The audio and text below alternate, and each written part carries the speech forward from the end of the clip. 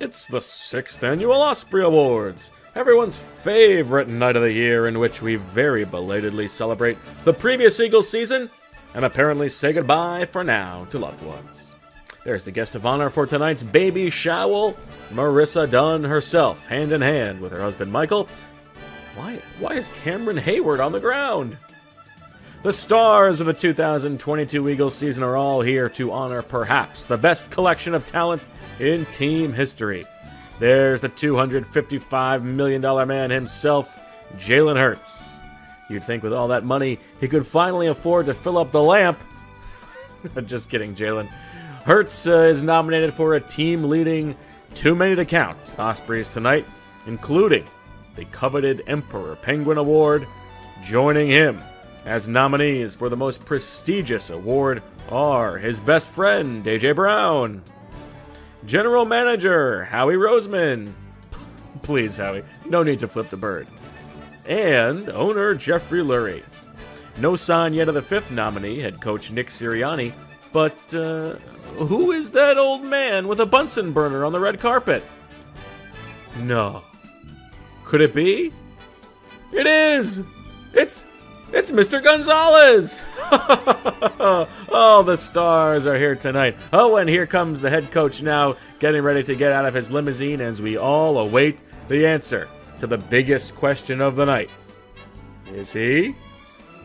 Is he? Is he? He is! Nick Sirianni's wearing pants! Buckle up. It's time for the Osprey. Bird to your mother, it's time for another episode of Birds with Friends. Just some high-flying wren, fast vertical stems, and professors from Penn watching eagles eat and pray like bazookies on birthdays. It's Philadelphia, Marissa, Bo, and Zach kicking it. Cooler than 3 penguins till Zach runs off with his valet keys. He's a real nuanced goose. Pull up a branch, get loose. It's time for some juice on some Birds with Friends. The early bird gets the worm, but prefers getting turned like a turn on some Birds with Friends. Marissa, Bo, and Zach are here to squawk. Don't miss the mistress talk on some. Are you trying to seduce me, Mr. Roseman?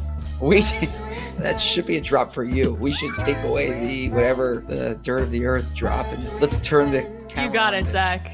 Yes, yeah. Let's turn the camera on to the Athletics Red Star reporter. Hello, everybody, and welcome to the 6th Annual Osprey Awards. We are here tonight to serve 2 purposes. The first is to throw our beloved Marissa Morris what we are calling a baby shower. Little Devin Dunn is due in early July, and Marissa is kicking off her parental leave next week. Personally, I am picturing Michael cradling that baby in those massive hands of his, cuddling it up and just whispering, "Who's your daddy?" Anyway, we have a few surprises and tributes to Marissa we will sprinkle in throughout the evening. But if you are one of the listeners worried about the state of the show while Marissa is gone over the next 6 months, join the club. So are we. Business item number 2, of course, is the celebration of the Eagles' 2022 season. And what a season it was, with offseason fireworks leading to a dominating regular season party and a playoff run that took the team as close as possible to the top of the mountain before they slipped a few feet away under that poorly sodded snow. The perception of the team and so many people within the organization has changed since we were last here at the Ospreys. From Howie Roseman to Jeffrey Lurie, to Reed Blankenship, and most of all, to Jalen Hurts. Part of what still stings so much about that Super Bowl loss is the certainty that so many things went right last season, from the schedule to turnover luck to the incredible health of the team. It is not a stretch to say it might have been the best team in franchise history. And to think, if everything had gone according to plan last offseason, it would have been Russell Wilson or Deshaun Watson throwing to Allen Robinson instead of Jalen Hurts throwing it to A.J. Brown. Now, The goal is to sustain something close to this level despite the departure of 7 Super Bowl starters and both coordinators. Which reminds me, Zach, please silence your cell phone for the next 2 to 3 hours, probably closer to 3. We can't have you taking that call from Monty Osenfort on the air, okay? As for the show itself, I got to peel back the curtain a little bit. The Ospreys were left in a difficult position this year. How do we follow up the star-studded, the pathos of last year's version, not virgin. Freudian slip. Carson Wentz. And for this opening monologue, what bits were left to poach? You know, we did the slap last year. I've done the Leno. You see Donald Trump's indicted today. You seen this? You heard about this? About this air, huh? What, you seen this? Done that. We did the inaugural Osprey Awards, did my favorite, the Letterman nod, the Oprah, Emu Oprah. We've done it all. Except for one. We have not done the opening number medley, the Billy Crystal. Now, you have heard me sing terribly before, but not in the intro. What could be the hook, though? So I got to thinking, I'm thinking, how can we pull a thread here? And then I remembered the Jalen Hurts inspired marketing campaign for the Eagles in the playoffs. It's a Philly thing. Okay, that could be something. Meek Mill? I mean, I'm not that dumb. Lauryn Hill? Come on. Boys to Men? I think that would be a little bit offensive too. Will Smith did him last year. The Eagles did start the season in Miami, but that's not going to work. But there is a perfect match, especially when you remember what lies ahead for us without Marissa. Just 2 goofy guys trying to push out some bangers. And so I think to tell the story of the Eagles season, you have to start with Howie Roseman, who made Eagles fans' dreams come true. Go ahead, Marissa.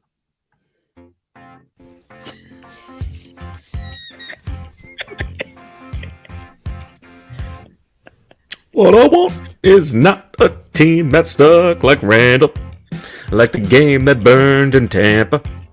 The loss that fueled our team. Yeah. What you got? Full stock of free agents who matter. How you pull them all together. And how I can't explain. Oh yeah, well are you. You, ooh. You making my team so new. You, ooh, you. Well are you. Ooh, you.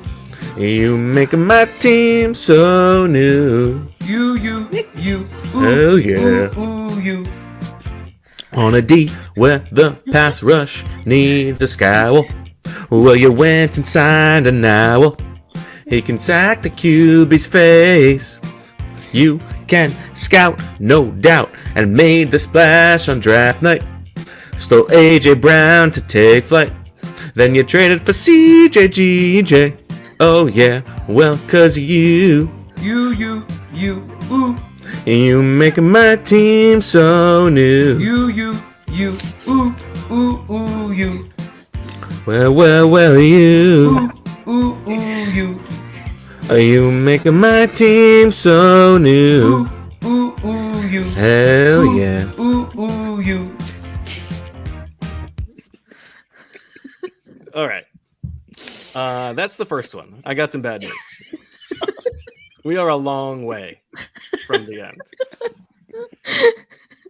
Marissa, you can go ahead and roll number 2 because one of those off-season editions deserves a song of his own. What an introduction it was for A.J. Brown, who had 10 catches for 155 yards in his Eagles debut, en route to a season in which he would set the single-season franchise record for receiving yards. Right away, it was clear what he was.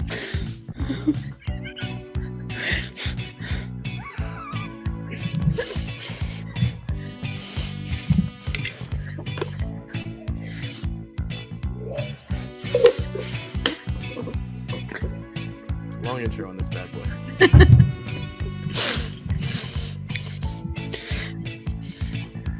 Whether he's wide or tight, the big and bulky type. Nothing to do, you've seen him here before. Watching and waiting. Oh, he's setting you up, for his eyes are on the score. So many have paid to see what you think, you're holding to 3. The big man is wild, a big play unfazed by the D of a Jaguar. Today's the matter. If you're in it for stops, you ain't gonna get too far. Whoa, here she comes. Watch out, boy, he'll chew you up. Oh, here she comes. He's a man beater. Oh, here she comes. Watch out, boy, he'll juke you up. Oh, here she comes. He's a man beater.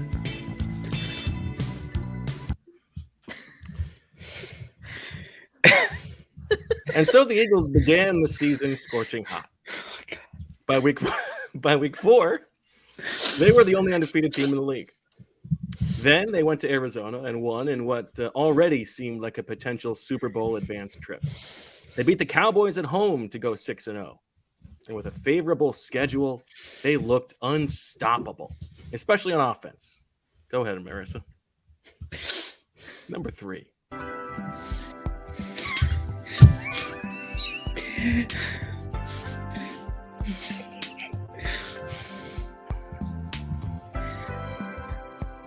Poor Zach.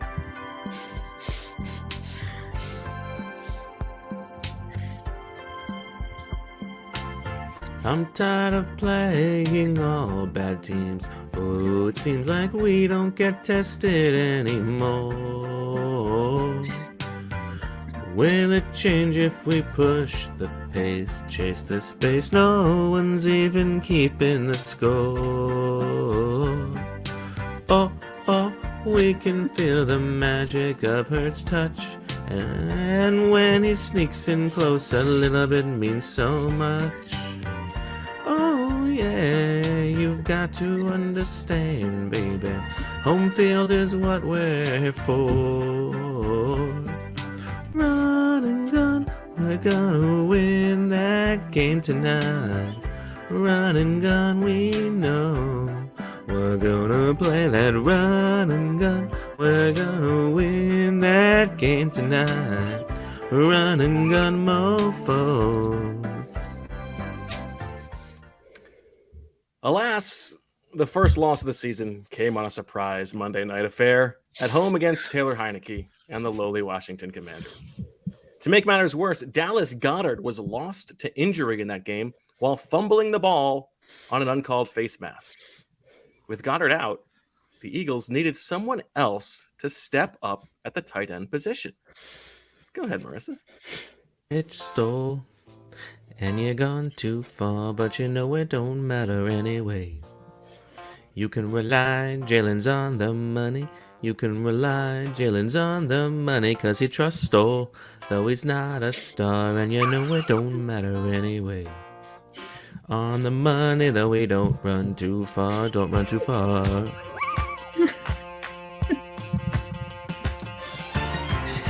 Don't you know that it's wrong to make Goddard feel so blue while he's gone, to make him moan? You could get along if you tell him you're wrong, but you'll never be wrong. Whoa, it's a hitch stole, and you're gone too far, but you know it don't matter anyway. You can rely, Jalen's on the money. You can rely, Jalen's on the money, 'cause he trusts Stoll, though he's not a star, and you know it don't matter anyway. On the money, though we don't run too far, don't run too far. So let's talk about Jalen Hurts, shall we? Hurts impressed so much as an improved passer in his third season, and he took advantage of the fortune given to him in the weapons on the outside. but he was also very much a weapon himself. He ran 165 times on the season, many of those sneaks, but still racked up 760 rushing yards and a team-leading 13 rushing touchdowns. Go ahead, Marissa. That dynamic was great in the short term, but it sure made Eagles fans nervous. Do we really want the quarterback running so much?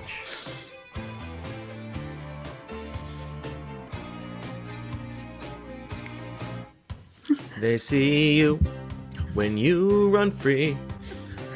Watch you bursting through lines when you're looking to flee. Oh, Jay, you've gotta know. When they shed down through blocks, the gang tackles flow to your heart. When they're watching your thighs, you can't escape the linebacker spies. They're watching you. They see your every move. Linebacker spies. They're watching you. LB spies. They're watching you, watching you, watching you, watching you. You go ahead and roll right to number 6, Marissa. Because the bad thing happened on a freezing day in Chicago. Running to his right, Hurts was planted into the Soldier Field cement. And though he finished the game in a win, his shoulder injury was enough to put him on the sideline. All of a sudden, the number 1 seed in the NFC was no longer assured. And Hurts' immediate future was very much a question. 2 seasons in a row, 2 December injuries. Where does that leave us? Not in a good place.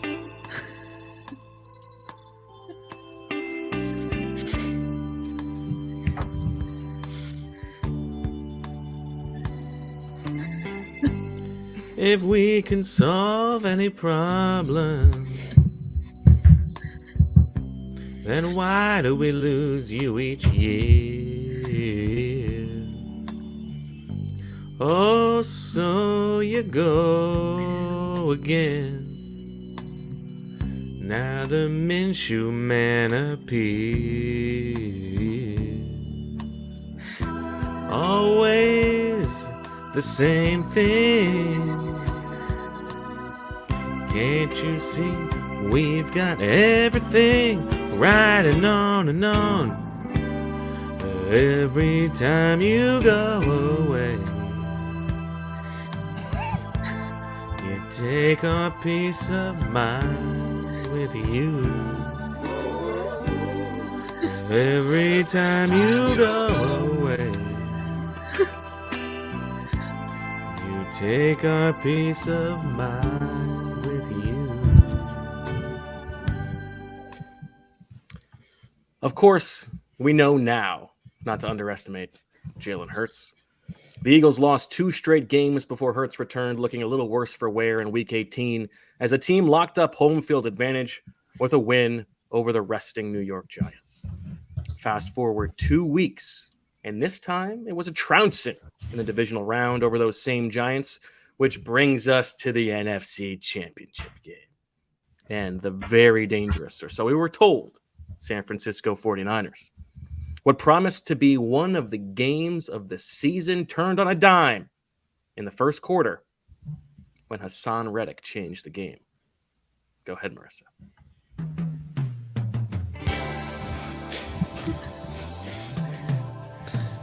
You never close your eyes anymore when we blitz your fits.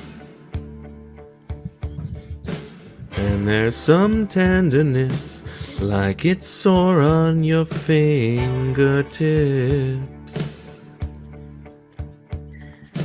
You're trying hard not to blow it,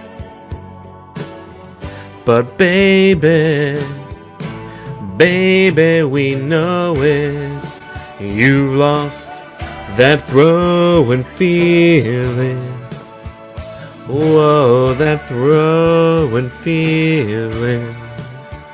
You lost that throw and feeling, now it's Josh Johnson. Whoa. So the Eagles mollywomped the Niners in that game, 31-7, but the whining that followed. My goodness, the whining from the 49ers.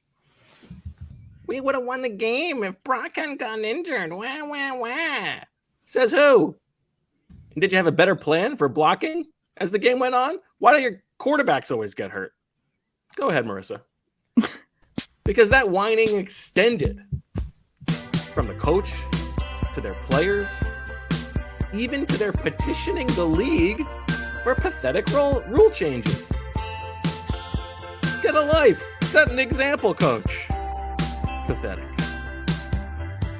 Goodell wonders why you call him all the time. What can I say? I don't think it seems like such a secret anyway. You think maybe you need help? No, I know it's a whine. Alright. I'm just better off not listening to Niners cries when they insist on having a piss. I tell them this when they wanna know what the reason is. I only smile when I look Shanahan in the eye, because your wish has been dismissed. Because your wish. Your wish has been dismissed. Because your wish has been dismissed. You should have blocked the big guy. Because your wish has been dismissed. Because your wish. Your wish is such a grift. Because your wish has been dismissed. Now go back home and cry.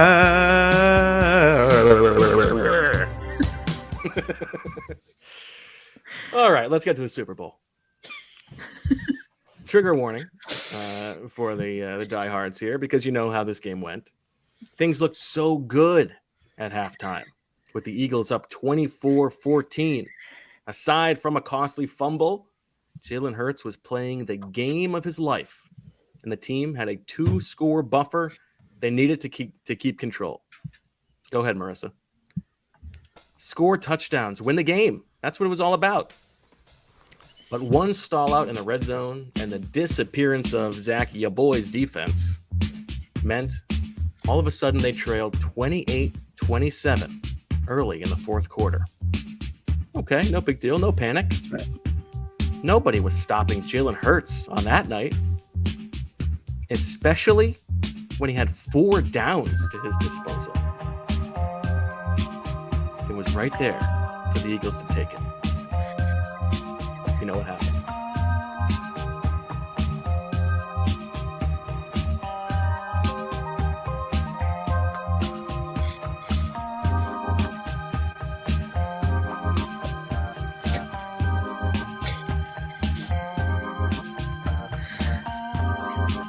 Do we need the image on the screen still? Easy, ready, willing most the time. When we can pass or we can run the ball past the line. We got the offense, the defense has no soul. It's only 4th and 3, I say no go. Yeah, I'll call anything that Shane wants me to. Yeah, I'll do almost anything analytics tells me to, yeah, but I can't go for that, no. No can do, I can't go for that, no. No can do, I can't go for that, no. No. No can do, I can't go for that, I can't go for that, I can't go for that, I can't go for that. I go for conversions twice as nice. I can go for just repeating the same old sneaks. Punt the ball, now there goes our soul. Oh, shoot, I forgot our defense blows. Yeah, I'll call anything that Shane wants me to. Yeah, I'll do almost anything. Analytics tells me to, yeah, but I can't go for that, no. No can do, I can't go for that, no. No can do, I can't go for that, no. No can do, I can't go for that, I can't go for that, I can't go for that, I can't go for that! And still, they clawed back into the game with Jalen Hurts' 2-point conversion with over 5 minutes left, tying the game at 35. Go ahead, Marissa. A chance now for redemption for the Gannon defense. Just one stop is all it would take. And you know what? Even surrendering a relatively quick touchdown would have been fine. Give the ball back to the offense and let Hurts cook. Maybe go for 2 to win the game. 1:54 left. 3rd and 8 from the 15-yard line.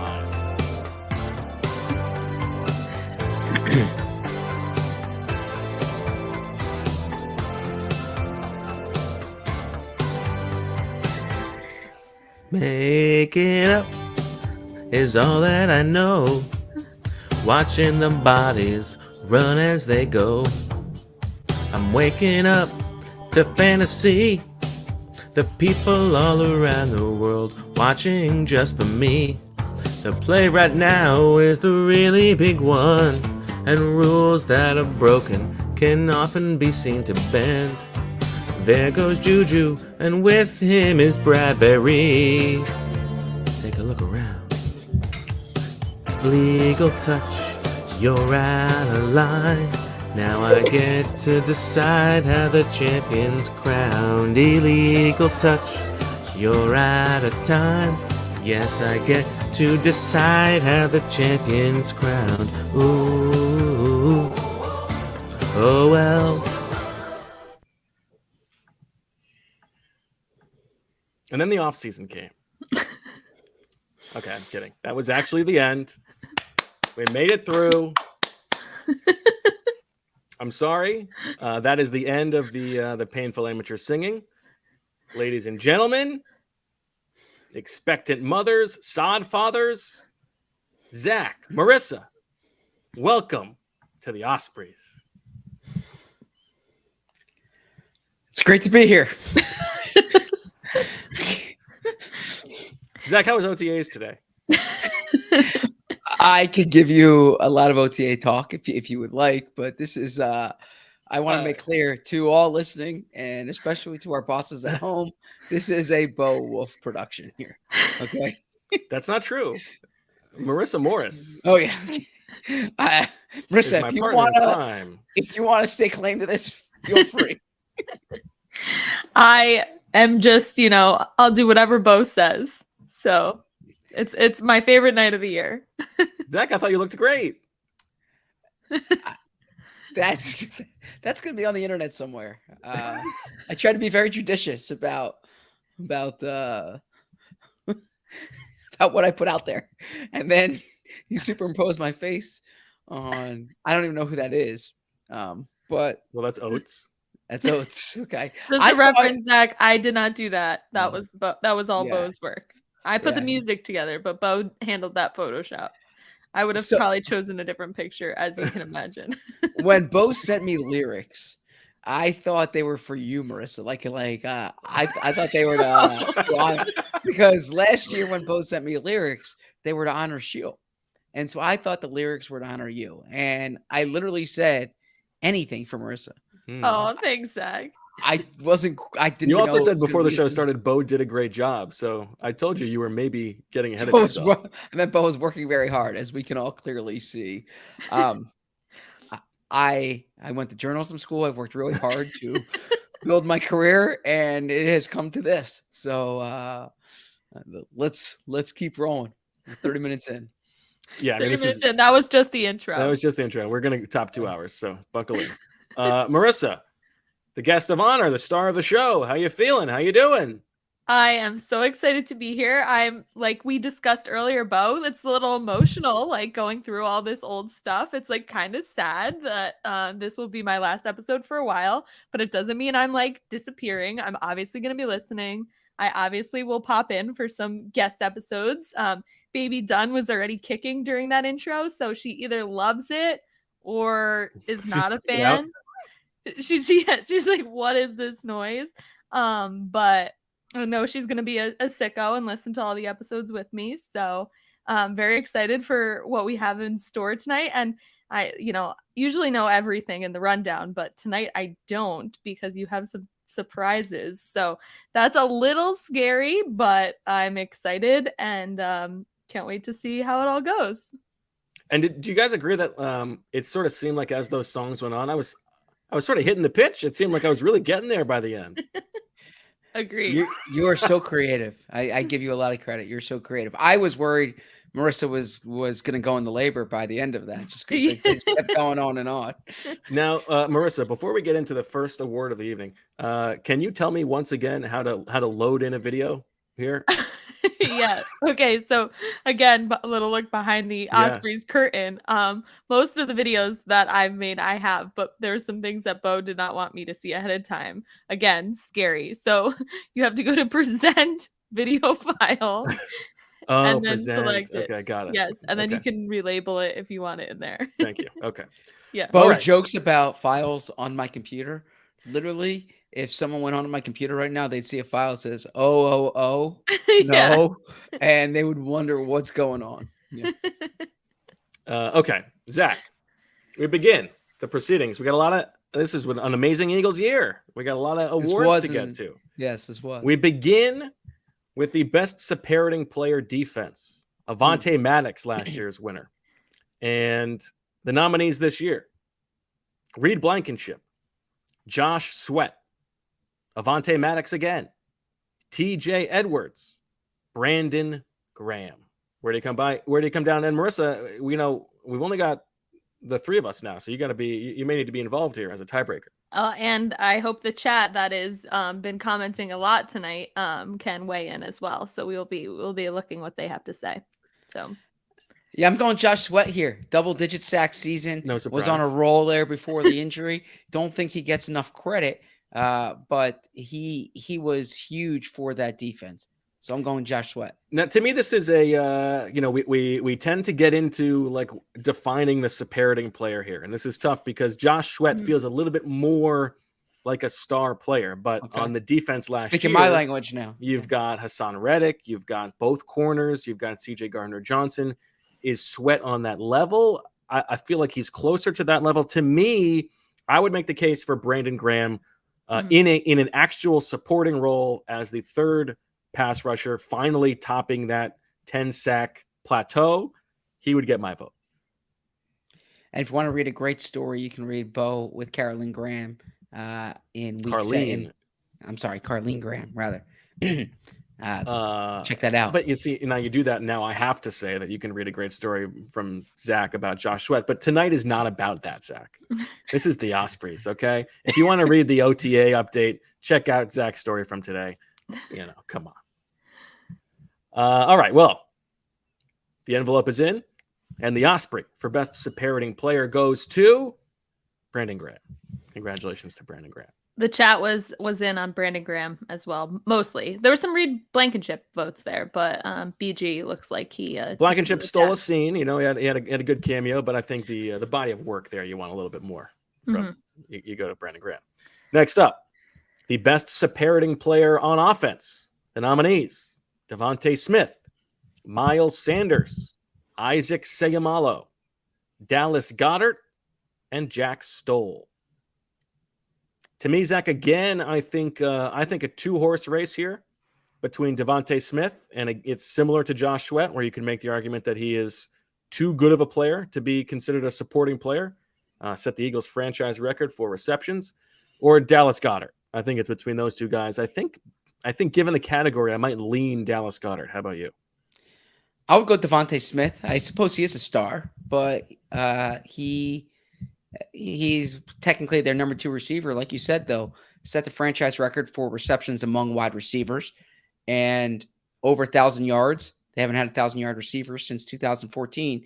I think he's a star, but in this sense, when you look at the top guys on offense, you'd probably go Jalen and AJ. So therefore, Devontae would be in an ensemble lead, a supporting actor, if this was an actual award show.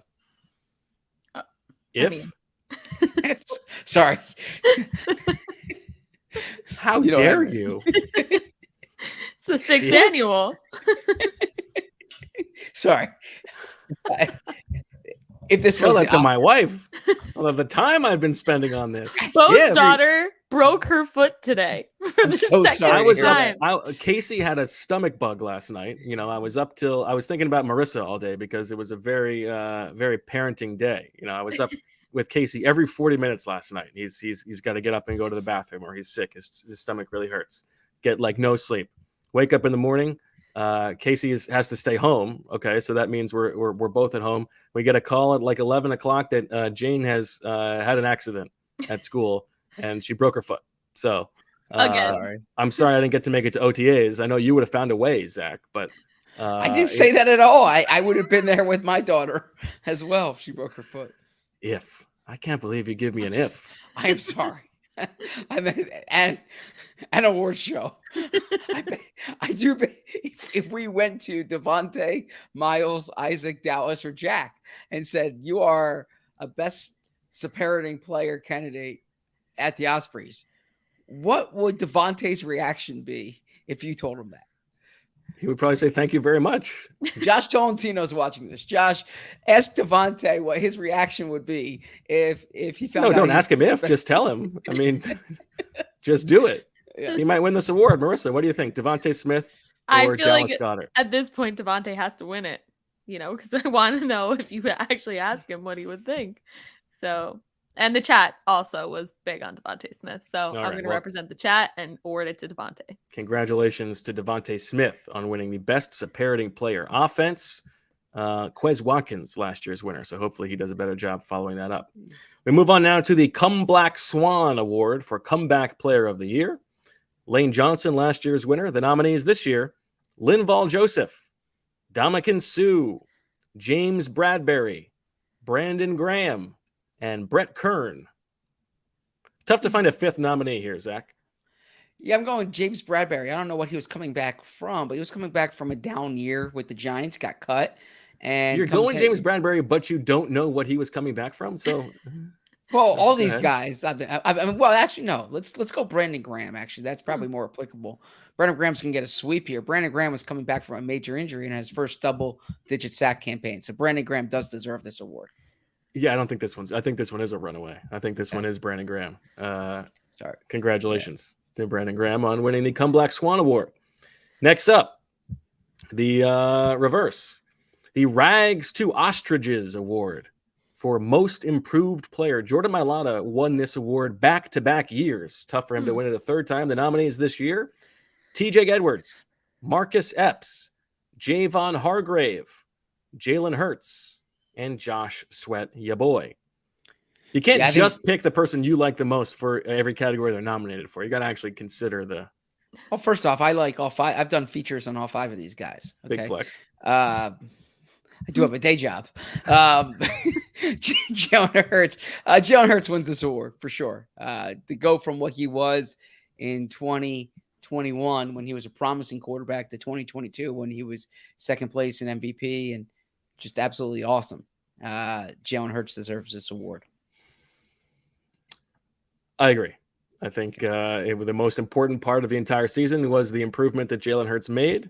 We can have a longer discussion someday about how important that is, that Jalen Hurts is wired that way. But I think a runaway here, and given the stakes, no doubt about it. Congratulations to Jalen Hurts for winning the Rags to Ostriches Award for Most Improved Player.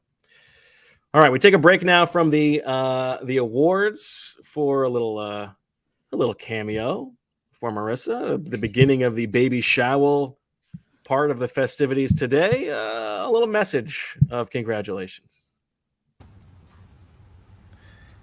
Hey, Marissa, surprise. It's Jim Leyritz, three-time World Series champion New York Yankee. And Birds with Friends reached out to me and said, you know what, can you please call my girlfriend, Marissa, and leave her a message that says, congratulations on your new baby.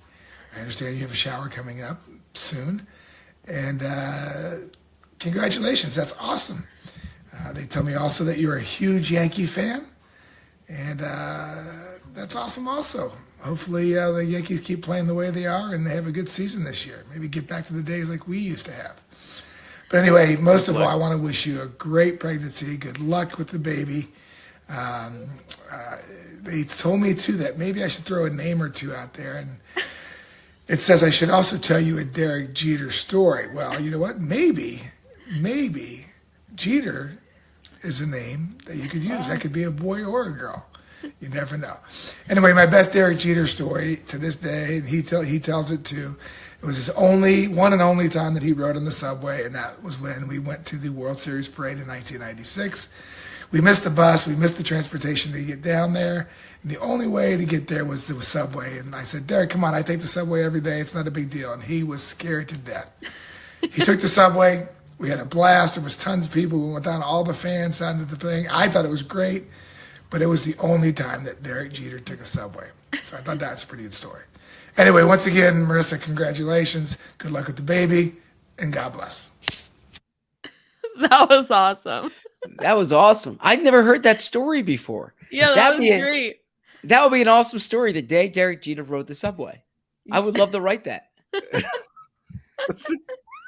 You have such a one-track mind. That was awesome. My grandma would have loved that. That was really cool. Somebody pointed out, I do love that he put on like the World Series gear for the cameo. Good work by Jim Leyritz. Yeah. Yeah, awesome work. Jeter is a good name. Yankee teams back then were I mean, obviously like now it's, still like big fan, but those teams back then were special.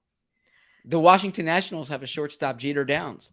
Yeah. So it could be very much. Well, I mean, not to, we did have like a potential boy name was DJ, and it would have been Derek James, and like Derek after my role model growing up, and James was one of Michael's football coaches growing up. Oh, I thought it was gonna be Derek Brady. Michael's family dog is named Brady, so I'm like, we will never have a child named Brady. But yeah, so that I mean, who knows down the road, with one of my 12 children that we're gonna have. No. So yeah, I like it. But that was awesome. Loved it. All right. We move on now to the Brief Turkey Award for the worst individual game performance. The nominees: Jonathan Gannon at the Super Bowl, Gardner Minshew against the Saints, Marvin Wilson against the Houston Texans, Josiah Scott against the Dallas Cowboys in Dallas, and the entire special teams against the Green Bay Packers. What do you think, Zach? I got to go Minshew versus the Saints. That was a game. That was a game that they could have and should have won, and the costly interception late in the game was just tough performance all around. I like the nomination. Whoever put these together, good voting for Marvin Wilson against the Texans, because it didn't seem from the outside like that was such a bad game from Marvin Wilson, but they gave him one game and then went out and signed two guys later and released him. So it must have not been very good. Unfortunately, I think you're out of your mind here, Zach. I mean, it is definitely Jonathan Gannon in the Super Bowl. I figured you would go in that direction. But how could you not? How could you not see that? The stakes of the game, they did nothing. Look, if you're not supposed to pick awards based on guys you like, you can't pick awards based on guys you dislike either. Right. Right. And you can't not pick him because you like him. No, I'm being objective here. The quarterback touches the ball every play. And the coordinator calls the play every play. This is a players' league. And I don't think Gardner Minshew did enough in that Saints game. Yeah, but that was not a game that mattered. Don't ask me what I think, Bo. And it was a game that mattered. If you tell him, Zach, get him. You asked me my opinion. I gave you my opinion. Reasonable minds can disagree. Okay. That's the great thing about podcasting, right? And award shows, And award shows, spirited conversation. Okay, well, the award for Brief Turkey for worst individual game performance goes to Jonathan Gannon for his performance in the Super Bowl. I didn't realize this until putting this together. He actually won last year for the performance against the Raiders. So there you go. Next up, the Wally Pippett Award for best injury fill-in. The nominees: Linval Joseph, Gardner Minshew, Jack Stoll, Reed Blankenship, and Jack Driscoll. Huh. I would probably go Reed Blankenship here. Safety was a tough spot for them, and Reed Blankenship steps in first play in there, intercepts Aaron Rodgers, and for an undrafted rookie to step in the way he did, I was impressed. My inclination here was to go Linval Joseph because I think he made the biggest difference. He turned out to actually be better than the guy he was replacing. The Eagles went out and signed him. But I think in the spirit of the Wally Pippett, I think I could follow you on Reed Blankenship because he was not a guy who was, this was not expected. He was thrown in because of an injury mid-game, and it turns out that he may now be a starting safety. So I could go either way. What do you think, Marissa? I would think Reed Blankenship. I mean, I'm kind of shocked that you wouldn't pick that, Bo. I know. So, but again, I'm not just picking the people. Right. So there you go. All right. Well, congratulations to Reed Blankenship for winning the Wally Pippett Award for Best Injury Fill-In. Next up, the Cockatoo Good Award for Best Performance by an Opposing Player or Coach. The nominees, Dak Prescott, Cameron Jordan, who had 3 sacks in that win over Gardner Minshew and the Eagles, Terry McLaurin, who had a big game in the win over the Eagles at the Link, Patrick Mahomes, and Andy Reid. Zach, before you answer this, I have a question for you. This is a two can you. This is a two can you. Yes. The fantasy tent poles. Okay, like 300 yards passing, 100 yards receiving, 100 yards rushing. Those 3 things. The Eagles' defense last year was so good against those against those things. There were only 7 times in which an opposing player hit any of those tent poles combined. Can you name those 7?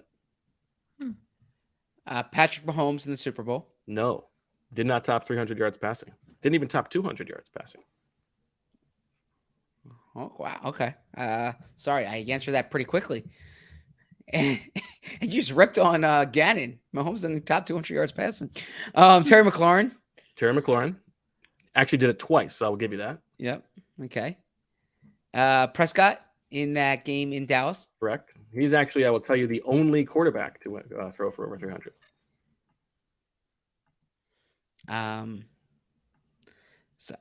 Sorry, my brain's fried. My brain's fried right now.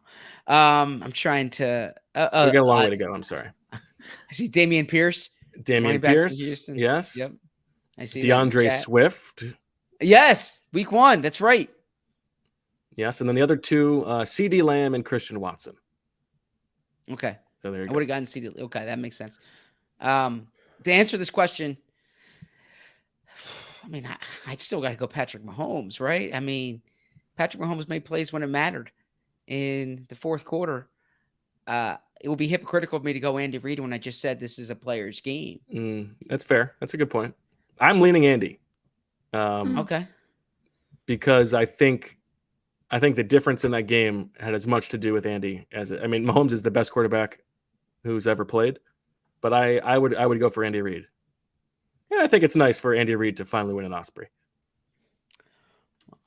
The honor of his career.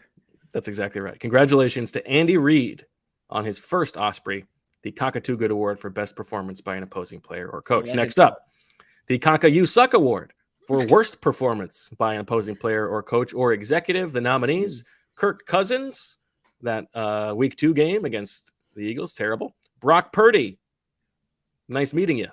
Carson Wentz, sacked 9 times in that first matchup. Kyle Shanahan, and, of course, John Robinson, who was fired shortly thereafter they lost to the Eagles. Yeah, I got to go Carson Wentz here. That game, the first game, the only game that Carson played there, when the Eagles just hit him and over again, Carson looked horrible. Given the stakes of that, Carson's first game against his old team, the excitement leading into that game, it was still early in the season. Carson had been playing decently to that point. I'm going Carson. I don't have a super strong opinion here. I think my leaning might have been Cousins or Shanahan, but I'm happy to hear your argument on Carson Wentz and give him the award. This is actually Carson Wentz has won more Osprey awards than any other player or a person. So this will add to his tally, although we'll see if Jalen Hurts is able to catch him by the end of the night. Congratulations to Carson Wentz. All right, next up we have another cameo for the Duns. Hey, Marissa and husband who used to be an offensive lineman. This is Birds with Friends. Booked this for you guys, so thank you. And I'm not going off of a whole lot. This is Nick Novak. I don't think he introduces himself. But I know your husband is an offensive line, and you went to Maryland, and you're having a baby. And I was instructed to congratulate you and give you a baby name. First, congratulations. It is awesome. You're having a baby, and your family is growing. But the other thing is, both Terps. Of course, I was a Terp. Loved my time there. But congratulations, you two. As far as baby names go, if it's a boy, I mean, I'd have to go with the Fridge. It's a no-brainer. He was a former offensive lineman. I think he was a quarterback as well. But, yeah. And I also want to thank your husband. Husband probably was on field goal protection. And they sacrificed a lot for us to make our kicks and attempt our kicks. So my hat's off to you. Thank you. And, man, have a great time at the baby shower. I know this is a special time with your family and friends. And, yeah, if it's a girl, I don't know. My wife's name is Leah, so it's a pretty name. Fridge, maybe. God bless you guys. I'm about to go coach. I'm a high school head coach now out here in San Diego. And, this is where I live still after playing with the Chargers. That was good, Zach. Hopefully I get back to a game, maybe run into you guys and Birds with Friends. I'm not sure what that is. But love you. Go Terps. Have a great baby shower. Talk to you guys later. So here's the difference between that was awesome as well. Here's the difference between when I'm just putting up a video and when I get to actually work with Marissa. I think she probably would have edited that one a little bit. No, I thought that was great. I loved it. Any Terp message is awesome, But I mean, the Fridge nickname Zach, is great line. great as well. I would love to see Bo chatting with Nick Sirianni on the sideline at training camp in a month and a half or so, and say, "Hey, we had one of your former players on our podcast." And Nick says, "Who?" He says, "Nick Novak." He says, "Oh, what was he on for?" And you say, "He came on the Ospreys to." Yeah. Well, yeah, and also I have to say, and I think Michael is listening. He's driving back from Cleveland right now. I'm sorry, Michael. I'm not sure if he was able to pull it up on his phone, but field goal is always a big thing, and not the offensive line's biggest. Michael is not a fan of field goal because you're just basically getting thrown back, and you want to make sure the kicker's protected. It's a not an easy job. So getting a nice shout out, thanking him for that is definitely a nice thing. So I know he'll appreciate that. Man, all the stars are out tonight.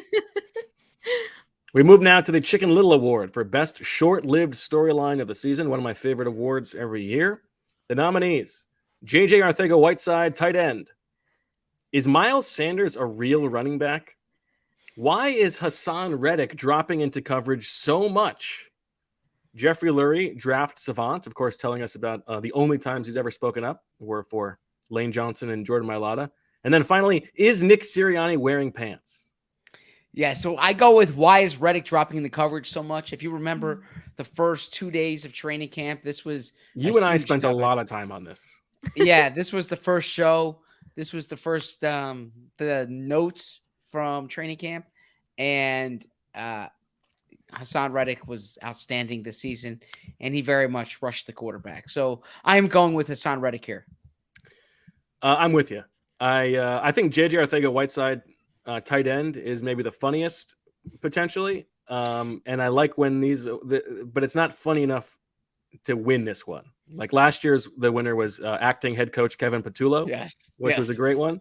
I don't think it quite crosses that threshold. I'm with you. The Reddick thing was like a really big deal to us, at least, for like the first 4 days of camp, and even heading into the season. So I think you're right. Congratulations. I would add in here Miles Sanders taking second team snaps as well. Yes. Yes. I had that in here, and I decided to go for is he a real running back instead. Yes. But The chat also liked the pants stuff, but context needed there. yeah, well, and we already hit that one on the intro and the red carpet. So exactly. I mean, that was what, like 3 days ago? 35 minutes ago. We move now to the Golden Fruit Dove Award for the player with the most juice. The nominees: A.J. Brown, Jalen Hurts, Hassan Reddick, Darius Slay, C.J. Gardner-Johnson, Devontae Smith, last year's winner. I would say this is a three-person race, Zach. I think C.J. Gardner-Johnson is the player who had the most juice on the defense. Even like Reddick was better, but I feel like in the way that we talk about juice, Gardner-Johnson was bringing that. But as much as like Jalen Hurts was the star of the show, I think I would lean A.J. Brown because he was such a it was a bit of an unknown just how dynamic he was going to be coming into the season. We haven't had you're thinking as an Eagles fan, haven't had a number one wide receiver in a long time, and he just came out and was like he was all juice all the time. I need to go Jalen Hurts on this one. Okay. I just think Jalen Hurts brings the juice every day. He has the juice in the locker room. He has the juice in the organization. And to me, he makes everything go. Jalen is the guy. So I'm going with Jalen. I think you're right. I mean, he has the most juice. That's true. Which is literally the category. No, it's with the most juice. It's, AJ getting a lot of love. Yeah. To me, I think this award is a little bit more specific for AJ Brown. I think if you want to talk Emperor Penguin Award later, I would go Hurts, but for this, I'm going AJ Brown. So the winner for the Golden Fruit Dove Award for player with the most juice is AJ Brown. Jalen Hurts in a press conference in December is giving Bo one-word answers, and Bo anyway, yeah. and Bo follows up. Hey, Jalen, do you have an issue with me? Yeah, I didn't win the Golden Juice Award. Yeah, we'll get back to me when we get to the more awards. There's plenty on to come for Jalen Hurts. Next up, the Beautiful Fruit Dove Award for the game with the most juice. The nominees are the Super Bowl, the NFC Championship game, the Cowboys home game, the Cowboys away game, and the Vikings Monday Night Football game. Obviously a two-game race here, Zach, but I think probably fair to say that the Super Bowl had the most juice. Well, of course. It's the Super Bowl. It's the ultimate game of the season. So that has to win it. Congratulations to the Super Bowl. Got to be happy for the Super Bowl. Next up, the Rook of the Year Award. The nominees: Reed Blankenship, Jordan Davis, Cameron Dicker, Grant Calcaterra, and Britton Covey. A good example of just how little contribution the Eagles got from their rookies on the way to the Super Bowl. I think this is a sort of a blowout, don't you, Zach? A Blankenship blowout? Yeah. This is a Blankenship blowout. Yes. Wow. Reed Blankenship is racking up the Ospreys. Big night. He's rocked up. Yeah. Thank you very much. I'm super excited to celebrate, be the Rook of the Year. Thank you very much. All right. Swivel his hips. Congratulations to Reed Blankenship. I mean, do you think the Athens, Alabama newspaper is going to have a store? Blankenship wins multiple Ospreys. I mean, maybe, but they probably don't have a daily newspaper. So, just considering the state of the business, the Athens, Alabama newspaper is the News Courier in Athens, Alabama. Okay, is it a daily? I imagine. Does it even have a sports section? The News Courier. Let's see here. It has a sports section for sure. The big story right now is Bobby Sproul to host baseball camp on new field at Athens Bible School. Okay. There you go. That's good to know. Mm-hmm. All right, time for another cameo. Here we go, Marissa. Hi, Marissa, Megan Kavanaugh, Marla Hooch from A League of Their Own. I know you're a big fan of League of Their Own, and I know you're having a baby shower. Congrats, woohoo! And I'm just here to wish you a happy life. And listen, I think here's some baby names for you. I like Brendan, Hannah, Emma. Don't name her Marla. I don't know if you're having a boy or a girl. Let's see, what else?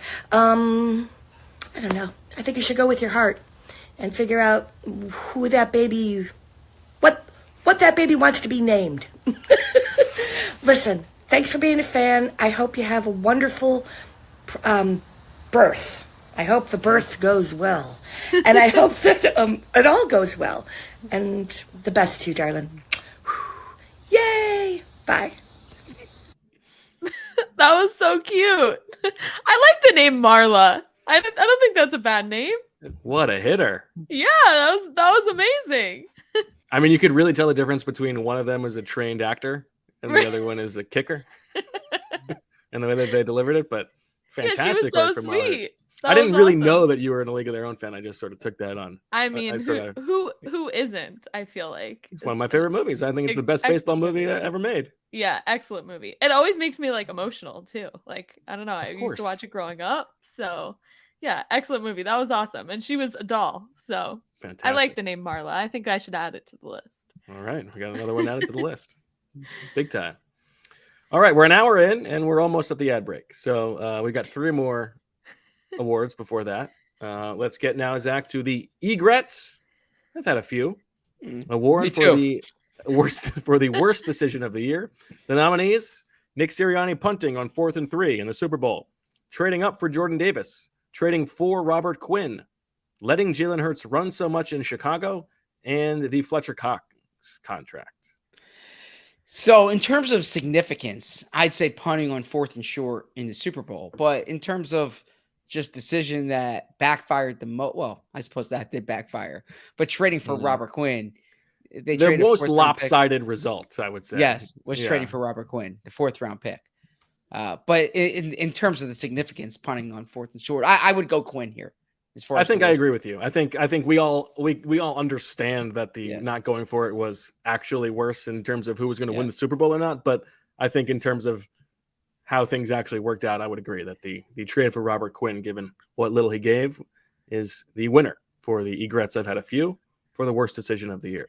And this is objectivity at play because Robert Quinn, an objectively nice person, right? Yeah, always enjoyed conversations. Good with Wolfstein. him. Yeah, I had a good time with him. Respect the backpack. Yes. So yes, but have to call it like I see it. Go ahead, Marissa. I got to chime in here. We got some breaking news from Michael, who is almost here. He's at a stoplight, but he had to text me. And he said, LOL, I played with Novak with the Birmingham Iron. Oh, that's so funny. Yeah. Was he known for his charisma? I don't know. Now I'm going to tell you. I put in several. I'm not going to tell you how many cameos there are, but I was turned down. There was one that didn't full through. It wasn't turned. I don't know if they decided not to do it or they just didn't want to do it or what. And that was an actual former teammate of Michael's.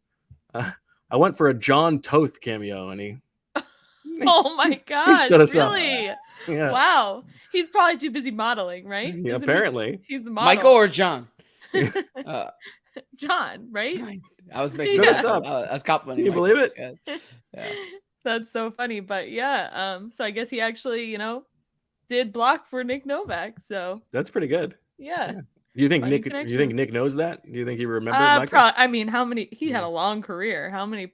Yeah. How many linemen did he? But maybe to play with anybody the quality of Michael Dunn and the Maryland connection. So I'm wondering. Yeah. I'm sure they connected over that. Yeah, you're probably right. Yeah.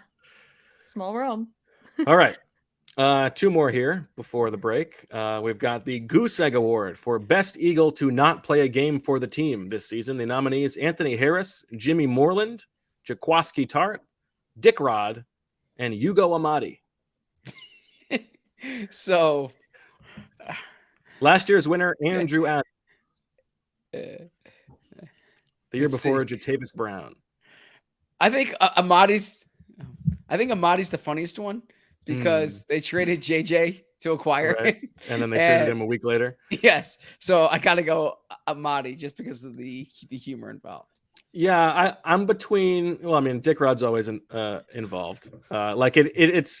I think I might actually make the case for Dick Rod because until I looked at this, I might not have remembered that he was in camp, and like the length of his tenure with the team is insane.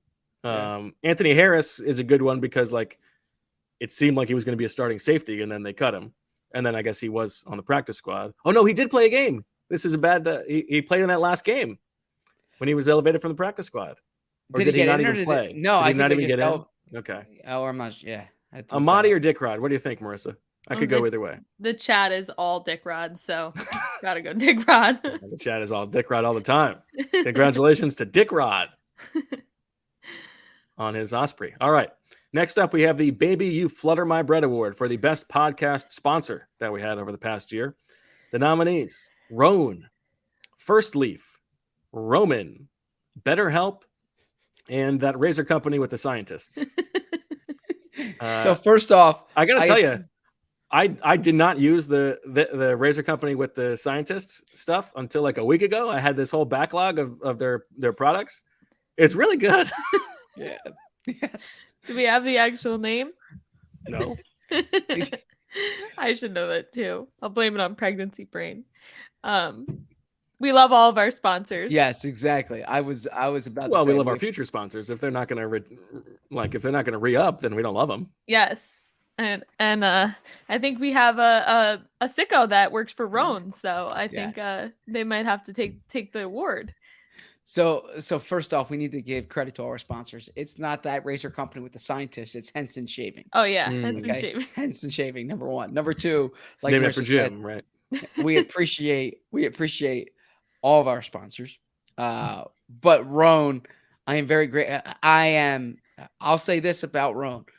The best endorsement I give the Athletic is that I was a customer before I was an employee.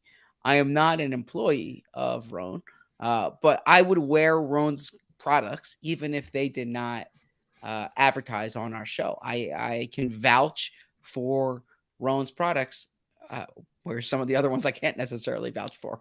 Well, but Roan is so I got to go with Roan here. Yeah, I think Roan wins too, but First Leaf was awesome as well. Obviously, I was not able to drink the wine, but I ordered it for my family at Thanksgiving, and it came so fast, and everyone thought it was really good. So I have kept up my my First Leaf subscription. Oh, nice. But I'm with you. I'm in this. I mean, we can be. I'm not as principled as Zach. I'm in this for the free stuff. So I can tell you, I mean, I got a nice little package from our Roan Sicko ahead of my golf trip, and it was, I mean, the quality is so great. Yes. Congratulations to Roan on winning the Baby You Flutter My Bread Osprey for best podcast sponsor. Zach, before we go to break, you remember last year, I'd never seen you so excited when you got the Jimmy King cameo, right? I appreciated that. And so I went searching far and wide to find someone else who was held in as high esteem in your mind. Oh God, I'm as flattered. Jimmy King. And I don't know if I found it, but I think I came about as close as I could. So I'm gonna hit that now. Hey Zach, Sheriff Joe Arpaio here. Want to congratulate you for another great season. And by the way, I hope to see you soon in Arizona. Make sure you call me, 602-924-001, and tell your friends. Thanks. Who is that guy? That's Joe Arpaio. He's one of the worst people in the world.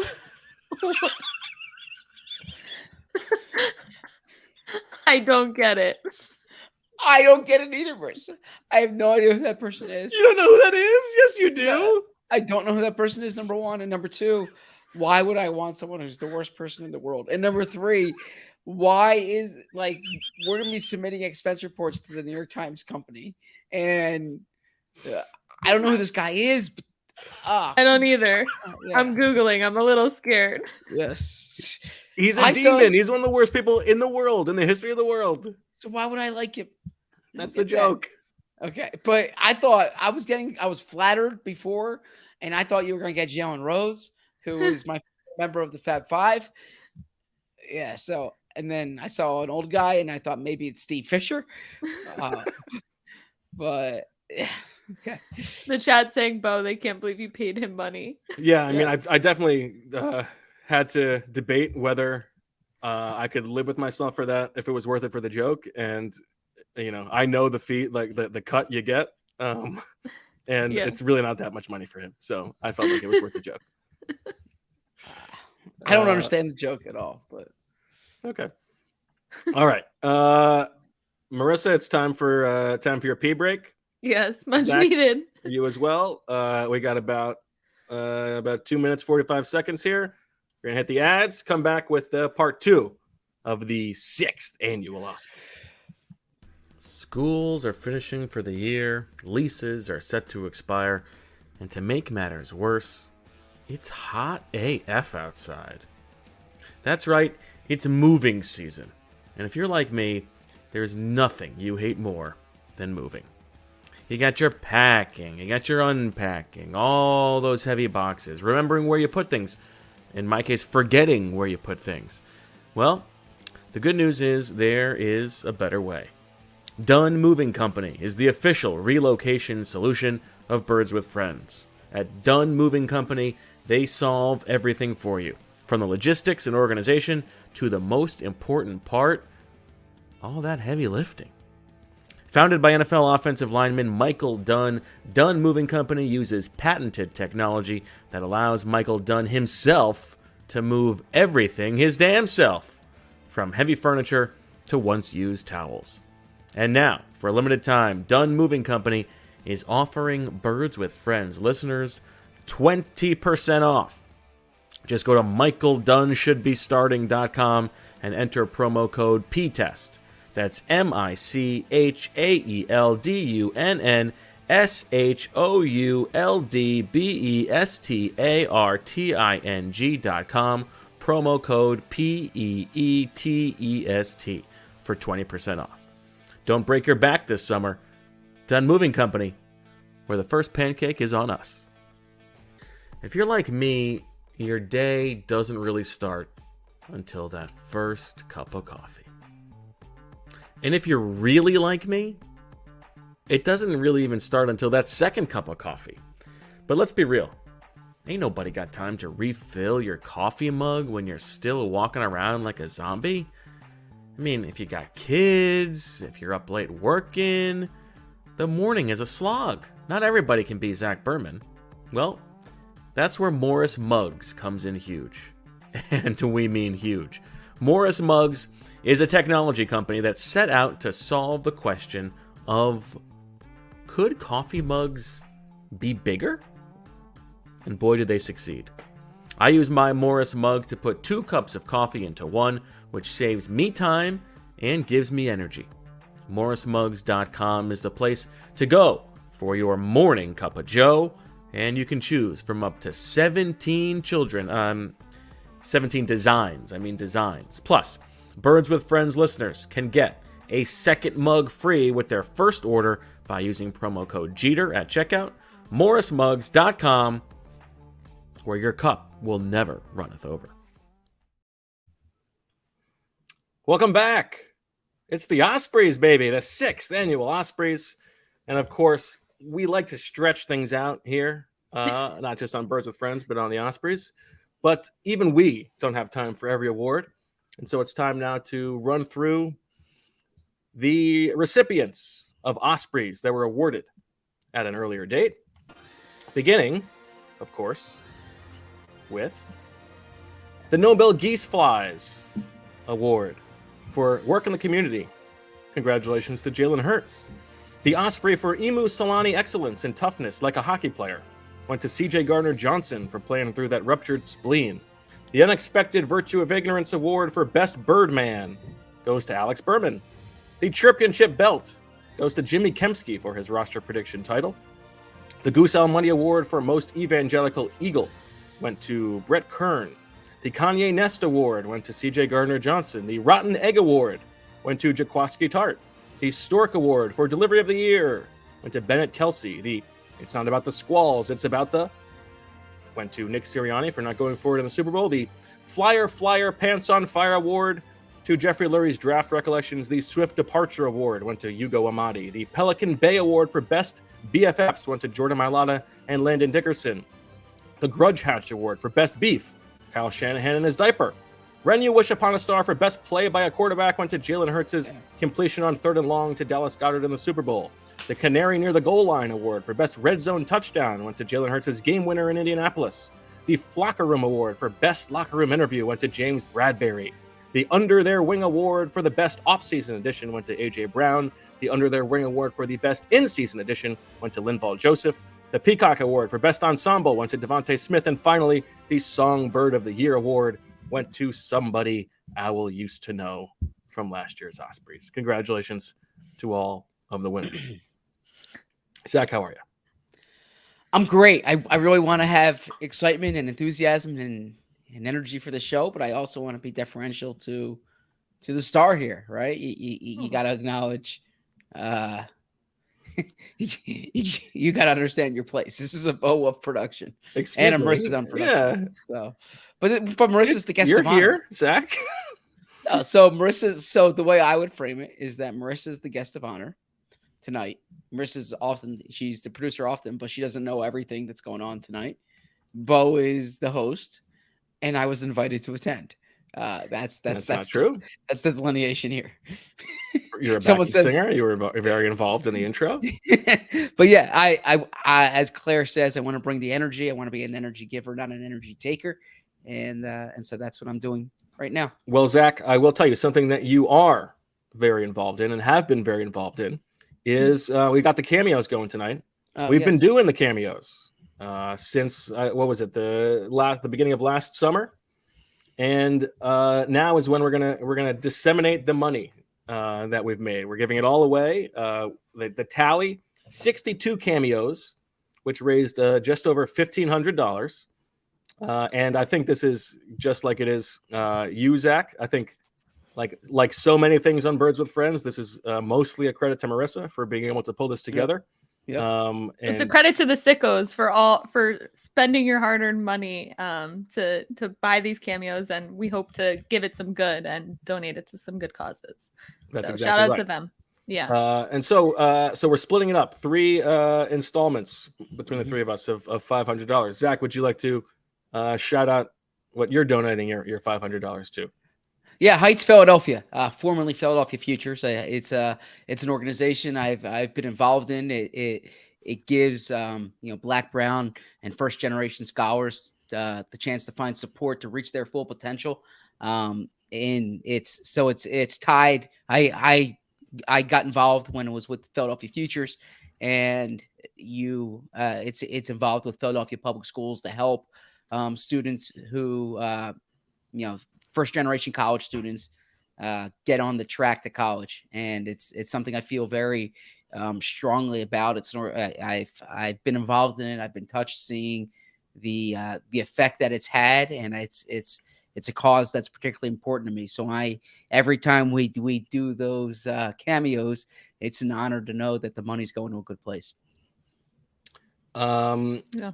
Well said, Zach. I think that's great. And I think we all agree that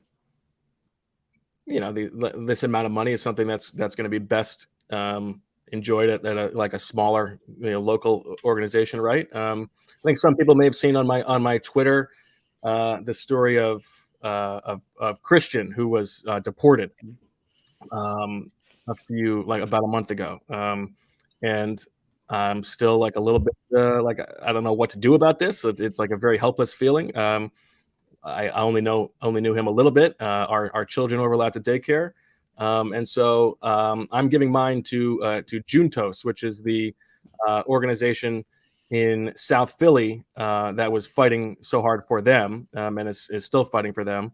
And just the one-liner here is Juntos is a community-led Latinx immigration organization in South Philadelphia fighting for our human rights as workers, parents, youth, and immigrants.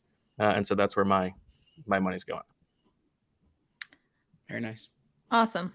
I am going to give mine to the Maternity Care Coalition, which since 1980, they have partnered with more than 145,000 families throughout southeastern Pennsylvania. And their mission is to improve the health and well-being of pregnant women and parenting families and enhance school readiness for children in low poverty areas, places with areas that have high mortality and health disparities. So yeah, as a soon-to-be mom, I can't imagine a better cause. So, yeah. Well said. Well said. And I'm sorry for butchering the pronunciation. Okay. We go from serious stuff to very unserious stuff. The next That's award, the tagline of the show. Yes. Yes. The next award is the unnecessary award for least essential player on the 53-man roster all season long. The nominees: Josh Sills, Trey Sermon, Nakobe Dean, Josh Jobe, and Ian Book.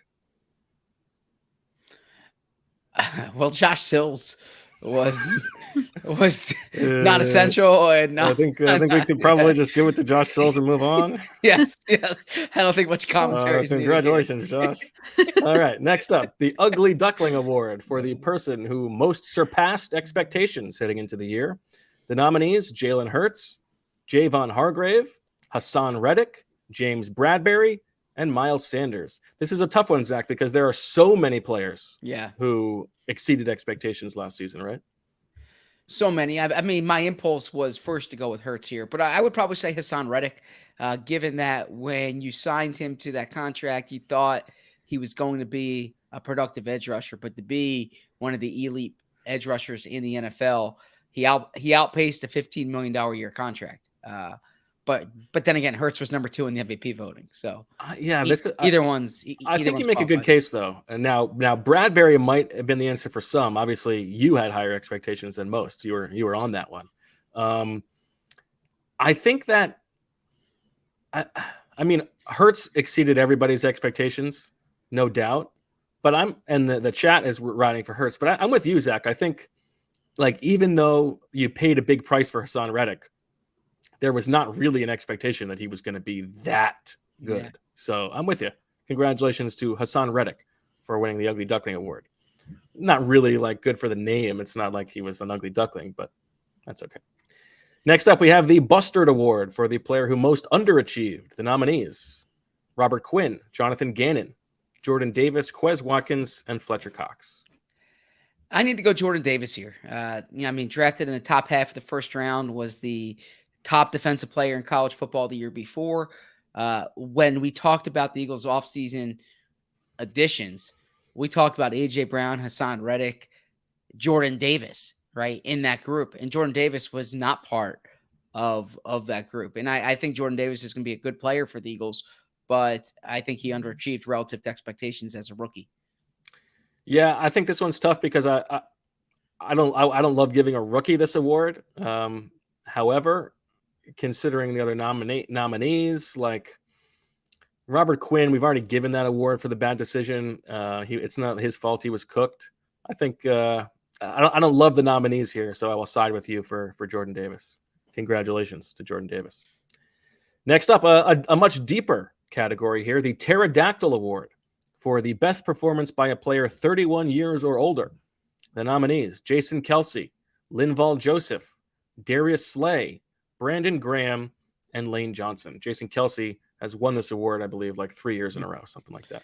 Yeah, so then let's change it. You don't want it to be like the awards thing in elementary school where the same person wins the award all the time, right? That's not fun. What's the example you have in your mind there? I was just gonna ask. There had to be an award you got every year, Zach. Perfect attendance? No. I feel like it's something that you're holding on to, that like somebody else was winning award. Mm. Oh yeah, I mean there were guys, Pete Vernon and Alex Kaplan, they won all these awards and deservedly so, right? But like, what were the awards? They're some of the smartest people I know. So whatever the awards were, but okay. I'm just like, are we talking like best athlete? Are we talking like whatever? Are we talking like hottest dude? Is that an award they gave out at your school? I don't know. I don't know what award shows you go to. You know how you have the it's all good stuff. Anyways, I'm gonna go Lane Johnson here.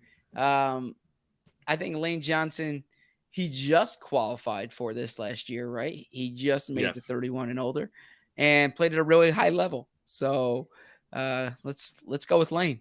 I agree with you. And Lane Johnson, one of the players who, if you zoom out the scope of his influence over the past 6 years, it's criminal how few Ospreys he's won. And so a chance to really reward him here, I think, is nice. He won the Comeback Player of the Year award last year, but good for Lane Johnson. And as you said, I mean, all of these guys were very good, but he was the best player and at a very important position. So congratulations to Lane Johnson. All right, it is time for another cameo for our dear Marissa. This one I hope lands because I don't know who this person is, but good luck. Oh. Hi, Marissa. It's Kathy Wakili from New Jersey.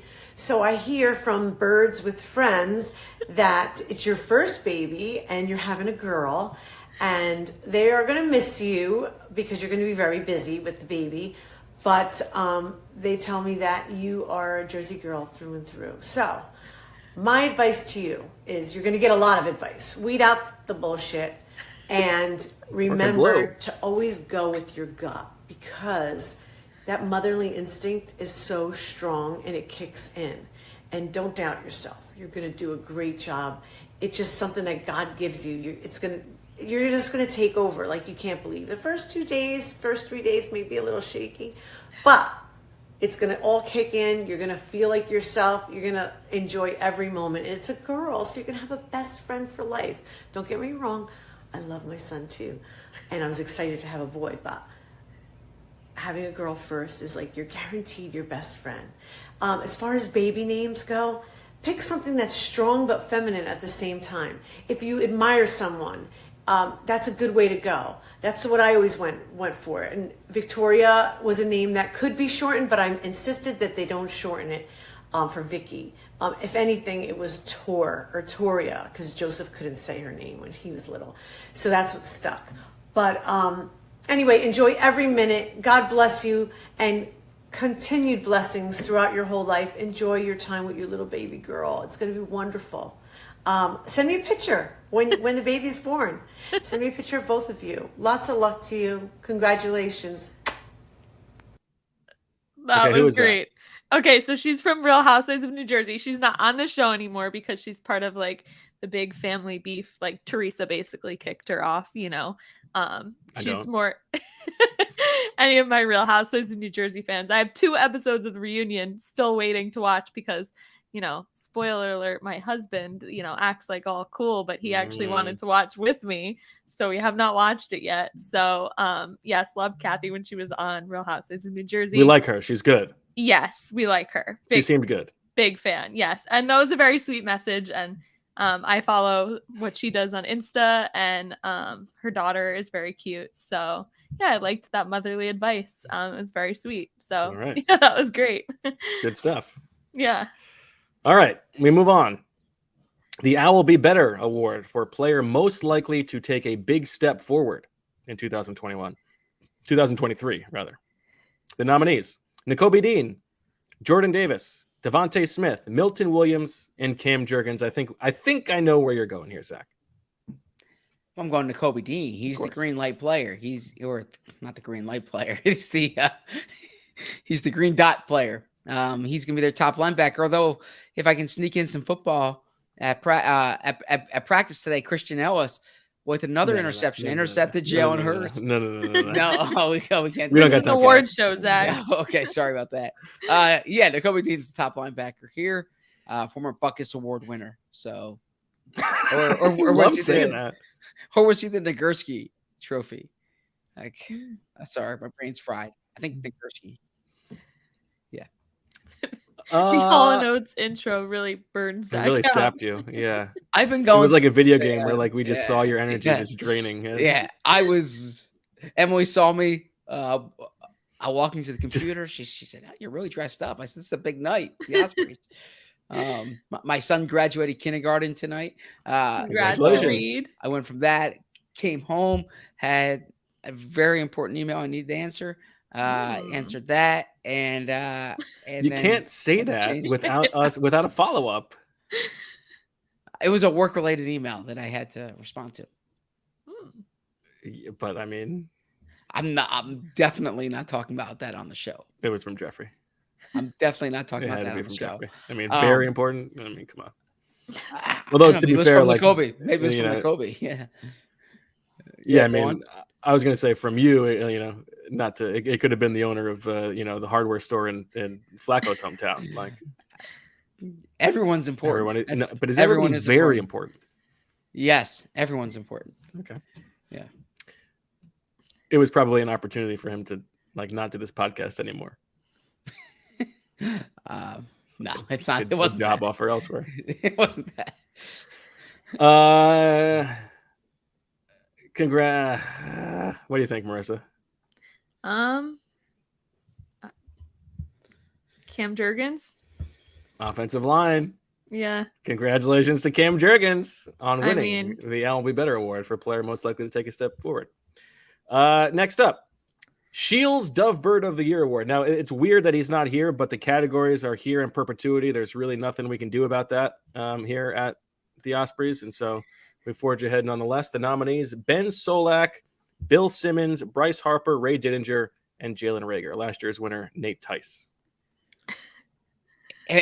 And what is this award? You have to remind me. It's got to be Ben. It's just like somebody that you link to the other people, like the Dove Bird. It's like, it could be somebody that they are too fond of. For you, that would be Jonathan Gannon. It could be somebody that's just like a tangential connection. Oh, it's got to be Solak. I mean, Solak replaced us, so it's got to be Solak. Yeah, but I go Simmons here because he didn't choose to. The Solak thing didn't happen until he tried out a few other people. He left us for Simmons. No, I mean Solak's the one he's dating now, right? So, it's. I think Cliff Augustine actually should have been nominated here, but we didn't want to. He couldn't give him too much time. If we're at a, it's like if your ex is at a restaurant with their new girlfriend, or their new boyfriend rather. That's Solak right now. So I agree. All right. Well, I'll check the envelope, and the winner of Shields Dovebird of the Year goes to first-time Osprey Award winner Ray Didinger. Congratulations to Ray Diddy on getting his first Osprey. Again, that'll be a fun one to inform him of sometime down the line. I got 3 of Ray's books back there. So, yeah. If you can see it there. So, well, we do have a video submission from Mr. Kapadia and his beautiful daughters. I did not watch it yet because I'm not sure if I was supposed to watch it. Oh. It was supposed to be a surprise to Bo, so we are all watching this for the first time. So here we go. Let's roll the tape. Hello, everybody. Sheil here with Naya and Leela. Say good luck to Marissa Auntie on maternity leave and congratulations on the incoming daughter, and also for not having to do 3 a.m. podcast from September through January. Let me tell you, you're going to enjoy that, Marissa Auntie. All right, we've got a little advice. Leela, start us off. Any advice for Marissa Auntie as she gets ready for her daughter to enter the world? First of all, buy lots of candy and toys. Okay, you hear me? And second, if they want ripped jeans or ripped shorts, buy them out, okay? Because that's kind of the style now, but I'm not real sure when the baby's coming. So, yeah. All right. Okay, thanks for that. All right, Naya, your turn. Okay, so first thing you want to do is try not to tell them things 100 times because they do not want to be told a bunch of times because that makes them feel like you're crowding them like this. All right. Yeah, like that. So basically, don't do that, and also try to connect to them on a deeper level. Oh. Don't be cold and distant and not The first time Shield's hearing this. understanding and supportive, which I don't think you will be, but just in case, make sure you're really close and connecting and supporting through all your struggles. All right. Very good. Ooh. Yeah, you have something else. Yeah. Oh, no, I'm going to say it at the end of it. Oh, at the end. All right. I agree. She's going to do that anyway. She will be a great mom and do a great job. Be a great mom, then why are we doing I don't know. It's Bo Uncle's idea. So you got to take it up with them. Speaking of Bo Uncle, I want to give our thoughts to him on behalf of the whole Kapadia family. On vacation, and the guy had to check his phone for 3 seconds because Zach Uncle sent him a text, ruined his entire trip. I hope that by now somehow he's been able to get through that. Well, I don't know, Dad. That seems like a Life-changing? Yeah. Yeah, I bet. Yeah. Don't know. Zach, Uncle, you may need to unfriend Bo Uncle for making such a big deal out of this. I'm sure you're feeling pretty bad right about now because Big E feels so bad. Oh, yeah. Daddy was a big baby. That's what I would do. All right. I just told him that. I want to take that into consideration. All right. I think that'll do it for our contribution to the Ospreys. Marissa, Auntie, enjoy the next few months. That's the award show we're on right now. What? All right. We'll talk to everyone soon. Say bye. Bye. Oh, one more thing. You do you, bro. Okay. Bye. Wait, are we on an award show? That was awesome. Incredible. I mean, Naya and Leela are like stars in the making. Yeah, I mean, we got about like I don't know when they're gonna grad. I gotta do the math, but whenever they're eligible to work full time, we're done. We're out of a job. Seriously. That was terrific. Oh, we lost you, Bo. Oh, Bo is muted. He's a little Bo bought a salty. new cord and everything for this. But yeah, they were incredible. Obviously, big fans of them always. But that was very sweet. I loved their advice. I thought the ripped jeans advice was very great, and being supportive, very great. So yeah, appreciate the Kapadias and all their love that they send. So I know that Shiel is sending love. I could see it in his eyes, you know. That was unbelievable. Yeah, that was really nice. Yeah, that's really nice. Yeah, I think that's advice you should take to heart. The ripped jeans, the forming the connection, the candy. Yes. Hit on the head. I actually saw Shield today, and yeah, I saw he was at practice. He was at practice. He missed Bo. I saw him walking up with Tim. They were trying to figure out who the third best reporter in the facility was. It's an old joke there. Bo didn't sell. Well, I've heard you tell it like 8 times. Yes, to be fair. And I asked Shield how Sweden was, and I tried doing a little dad joke. Speaking of candy, I said, how's the fish over there? and he said he doesn't eat fish, and I was like, it was a Swedish fish joke. So. That's so great. Did he then like it? Oh yeah, I don't know. He didn't really sell it, but it was awesome to see. It was awesome to see Shield. Awesome to see Shield. I miss him on this show. Yes, I know you do. Yeah, that was great. I mean, surprise. That's a tough fact to follow, but here we go. Yeah, very. Well, speaking of replacing people, the next award is the Exit Stage Flight Award for the player the team most needs to replace in 2023. The nominees: Javon Hargrave, CJ Gardner-Johnson, TJ Edwards, Marcus Epps, and Zach Pascal. Sorry, I was reading a text. I apologize. Jeffrey again. They're the team most needs to replace. I mean, I would say Javon Hargrave. Everything's about the lines of scrimmage, and if you don't adequately replace 10+ sacks on the interior line, that affects you. Javon played at a high level. His contract showed it. So I think you can get by in the back end of the defense. It's harder on the defensive line. They need high level production at defensive tackle from Jalen Carter. Yeah, I mean, I think if you looked at the roster right now, you would say CJ Gardner-Johnson, but that's because they used a first-round pick on Jalen Carter, who's here to essentially replace Javon Hargrave. So I think that's a fair answer, Zach. Congratulations to Javon Hargrave for his first Osprey. That may not be true. I don't know how many he's won. Next up, Zach, we have the Zach's Dovebird of the year. The nominees: Jonathan Gannon, James Bradbury, Mr. Rodriguez. I think it's Mr. Gonzalez. It's Mr. Gonzalez. Yes. Mr. Gonzalez. Bo. Josh Sweat. Not very and nice. Malcolm Gladwell. I mean, he would do this to you, Zach, so I gotta Yeah, do it. you gotta do it. I gotta do it. I was That's the editing second. the intro last night, and he had said Mr. Rodriguez in the intro, and I was like, Bo, I'm pretty sure it's Mr. Gonzalez. I went back and looked. Yeah, it's really bad. Gonzalez. So we re-recorded, but I had to adjust the graphic bar there. So, I mean, I hope it's Malcolm Gladwell. I have such admiration for him, and I love his books. I love his podcast. I learn something every time I listen to him.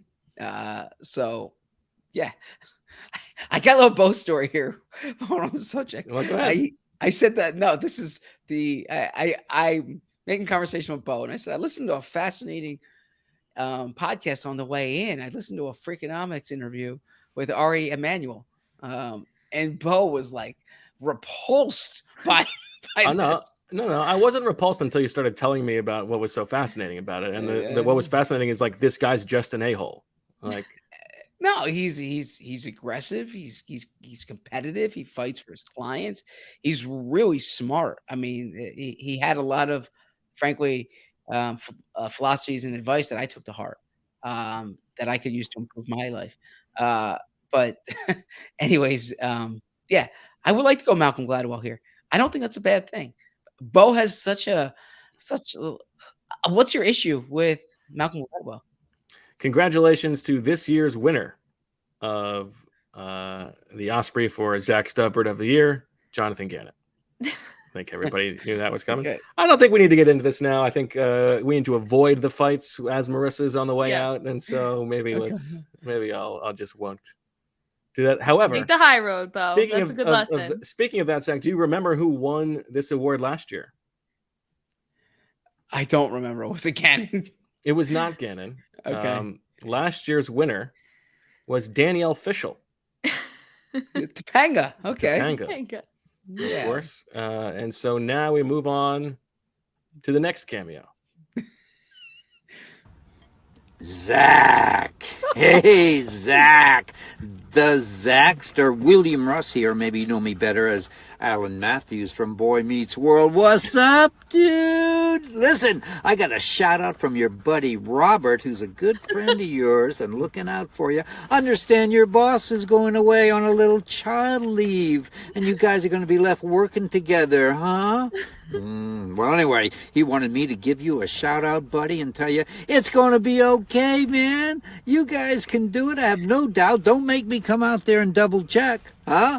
And listen, I know you love Danielle, Topanga. I know you love Jennifer Love, Hewitt, huh? But you know, gotta move on, buddy. Gotta grow up. Gotta get there, huh? Put those magazines back in the closet. Hey, pal, I hope you have a great time. And Robert, thank you for getting in touch with me. It's my privilege and honor to have a shout out to you guys. Huh? And everything's going to be fine. You got a good buddy like Robert. Your life is made, man. That's what life is about. At the end of the day, it's all about relationships and friends. Huh? All right, guys. Zach, everything's going to be good. And thanks for watching, guys. I totally appreciate it. Peace out. And excuse me, I had to do this because I'm on the road, buddy. I'm getting out there. All right? So be safe, guys. Peace out. That was no words. Zach, how you feeling? I thought Topanga was going to come on the screen, so I bet you did. That was good. That was really pretty good. But good work out of him. Yeah, excellent. All right. Next up, we have the Bose Dubbird of the Year. The nominees: Reed Blankenship, Arthur Smith, that ice cream cone in Arizona from the postgame pod, Coyote Awashika, and Andre Yoshivas. I'm out of this one, so you guys decide between the two of you. All right, Zach, what do you think? I mean, I don't think any of these are bad. I think Arthur Smith, Bo and Arthur are kindred spirits. They look alike, separated at birth almost. I thought we were trying to not fight. If he's giving you Gannon, I think you got to give him Arthur Smith. Yeah, I go Arthur Smith. Arthur Smith and Gannon used to work in the same office together. So, yeah. Congratulations, Arthur Smith. You are we have a double date. I mean, now I'm in a bad mood. What would the conversation be if it was a dinner table with you, me, Gannon, and Arthur Smith? Oh, I love that. I don't know. We'd probably be talking about private plans. I don't know. Probably third down defense. That's my guess. Right? Run fits on third downs. Yeah. Probably our families. I would love that. Yeah. Okay. Yeah. All right. Crack your knuckles. Time for the Cecil B. Duckbill Award. This is the award for lifetime achievement and this is when we're going to talk about our beloved Marissa. First of all, before I get to that, I do have a grouse. The grouse is Jeff Bezos. I had like 2 packages that I ordered with plenty of time to get to Marissa, and they did not arrive. So he's ruining the Ospreys. Guy's spending too much time leading with his his little Bezos and not enough time, delivering on his promises. So, this is where, I mean, I don't want to get in a fight here. This is where your ignorance is showing. Jeff Bezos is not the CEO of Amazon anymore. Okay. That's not. It's his company. I don't care. You know who the CEO of Amazon is? Arthur Smith. Andy Jassy. Okay. So yeah. So at least like if you have a grouse, get the I can grouse whoever I want. Amazon dropping the ball. So Marissa was supposed to have several presents to open tonight. She's only got one. It's like a very minor one, but you can do that in a minute. This is a present in and of itself. So, before we get to our personal thoughts, we did put out the call for listener thoughts on Marissa. We got a deluge of submissions. So I'm gonna work my way through these. All right, Marissa. Yeah, I hope they don't make me cry. Okay. First one from at Pre-Move Observer on Twitter. He went the poem route. Ode to Marissa. Marissa Morris, now Marissa Dunn. There are many producers, but you are second to none. That smile and that laugh will be missed more than you know, but I do feel bad for Zach because you won't be there to rein in Bo. But most of all, I'm happy with all the memories of fun and knowing you're going to be a great mother to the beautiful Devin Dunn. That was awesome. That was great.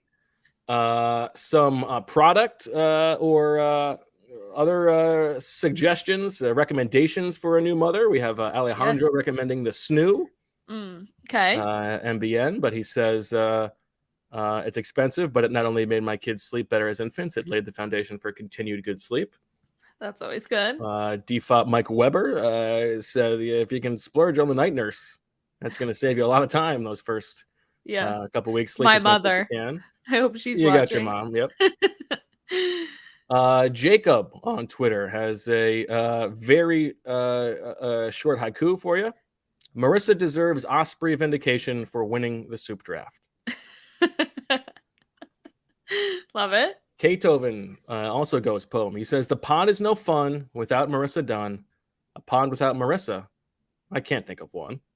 What will the name be of this little baby? Devin, Aaron, Keely, Katie? I don't get the end, but these are excellent writers. From Allison in Seattle. I'm a longtime Birds with Friends listener and a mom of a 1.5-year-old toddler. Thank you for keeping Bo and Zach in line. The show is better because you're a part of it. You are an amazing person who will be an amazing mom. Aww. When I was home with a newborn baby, I really appreciated having Birds with Friends to listen to. Now, when my toddler and I commute to work and daycare together, I ask him, do you want to listen to your friends, Marissa, Bo, and Zach? And he says, yeah. It won't be the same when it is only Bo and Zach. We will miss you and eagerly look forward to your return. That was so sweet. From Matt, best of luck. My parental advice is in the first few weeks, take advantage of all the help offered. Sleep when the baby sleeps. Being a first-time parent is hard. Then it gets easier. Then it gets hard. Then it gets easier. And so it goes. But all in all, it's pretty great. And he says thanks for putting his name on the chat sometimes. I have a poem here from Todd. I met a Terp from a New Jersey land who said, two vast and trunkless co-hosts of Eagles knowledge stand on the field near them on the grass. Half sunk, a crumpled notepad lies, whose bird puns and handsome eyes and games of cold command tell that it's swooper.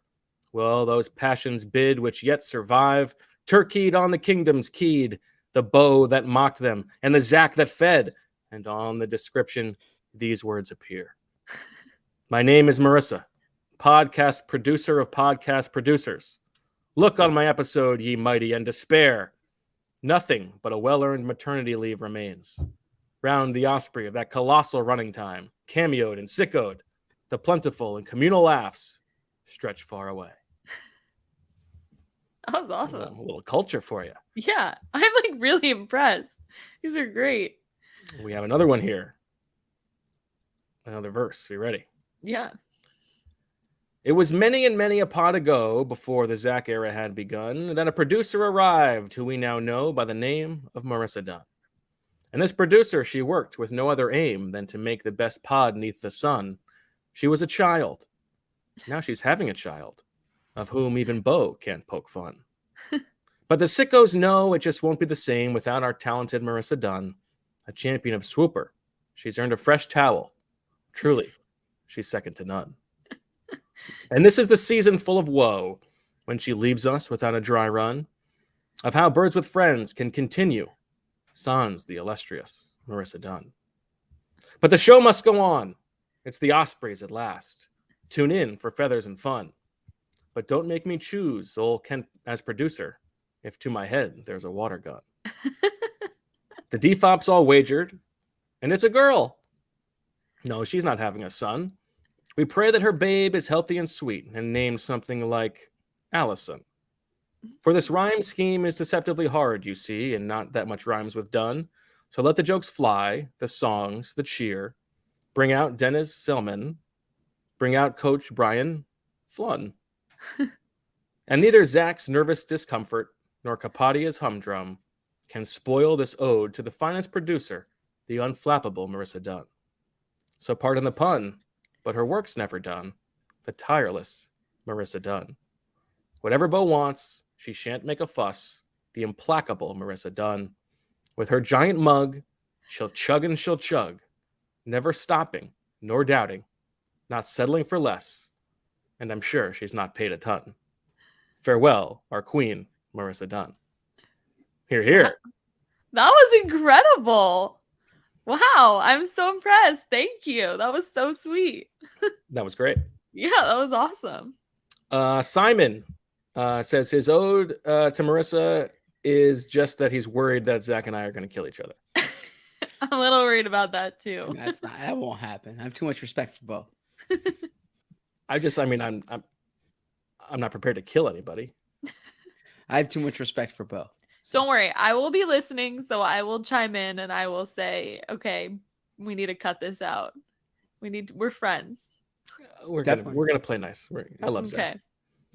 Okay. My wife and I are both Terps. This is from Ian. Love it. I used to work at the University of Maryland in the health center as a violence prevention educator, and he most likely spoke to the football team when Michael was an undergrad. He says his wife and I met tending bar at the Cornerstone. Oh, so there was a chance that we excellent. also served you drinks or food at one point. Yes. All that said, we've probably met, but it's nice to be communicating with you again. He says, as an ode to you, your love of chickpeas, and you being pregnant, his wife is passing along her favorite chickpea tuna salad recipe. So I'll forward that to you. Yes. I've actually had that like once before, and it's very good, but I've never made it. So love that. You know the difference between a chickpea and a garbanzo bean? So my cousin, who I'm not sure, he listens to all the I've pods. never had a I'm not sure garbanzo bean on my face. That he told me that. So when you wouldn't do the joke last episode, he texted me. He's like, I know what Bo was gonna say, and I was like, what? And then it took me a second, and I was like, oh, okay.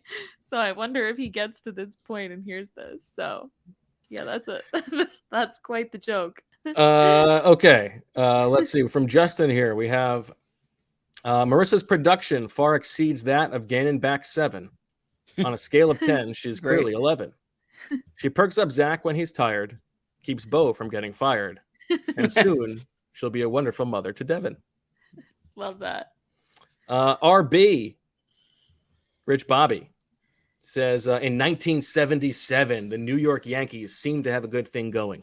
They had won the AL pennant the year before and had such talents as Willie Randolph, Sweet Lou Piniella, and the legendary Thurman Munson.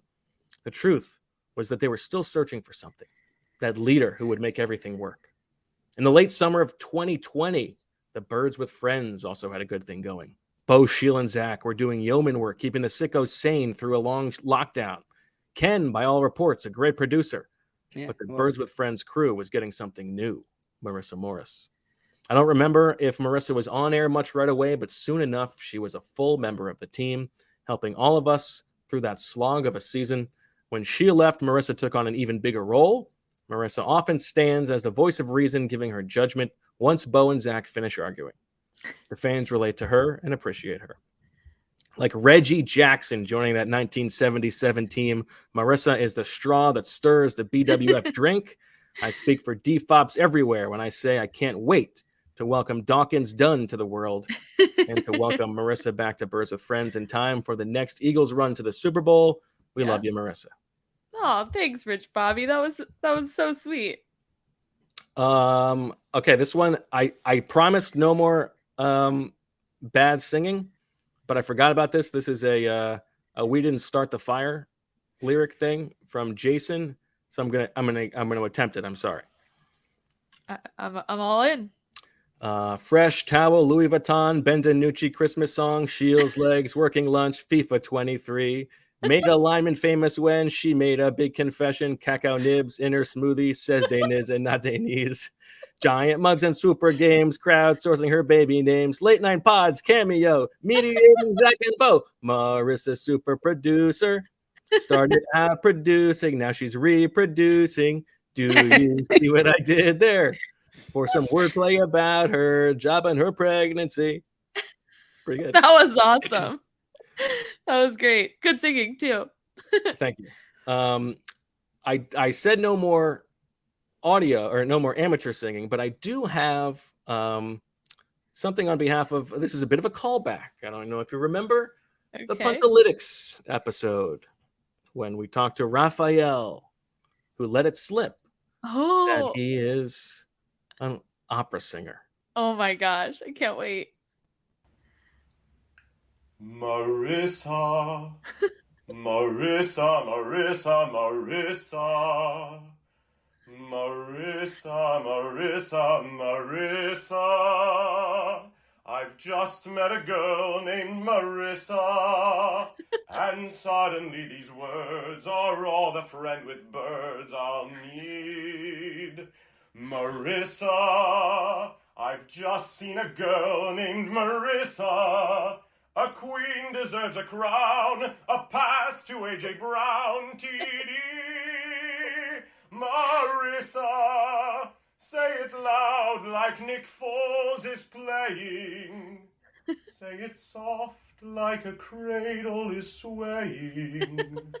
Marissa, I'll never stop saying, Marissa, Marissa, Marissa, Marissa, Marissa, Marissa, Marissa, Marissa, Marissa, Marissa, Marissa. Say it loud like Nick Foles is playing. Say it soft like a cradle is swaying. Marissa, I'll never stop saying, Marissa.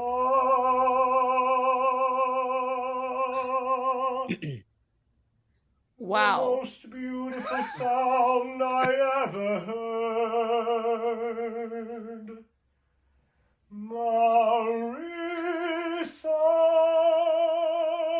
Marissa. I mean, That's a talk beautiful about voice. a voice. Oh my Yeah. gosh. Yeah. Oh, no. It's It's looping. looping. Marissa. You're right.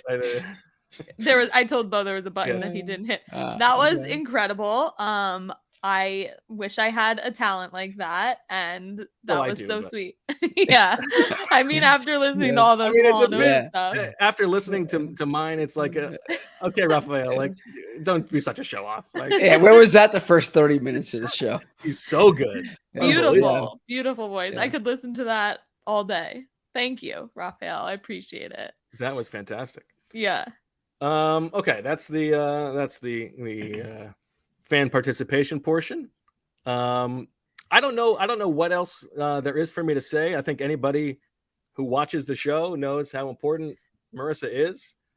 She has brought so much, made the show better. The reason we're on YouTube is because of Marissa. The reason we do all the these like things that have improved the show, if you think that they have been, is Marissa. Like the Hall & Oates. Like the Hall & Oates.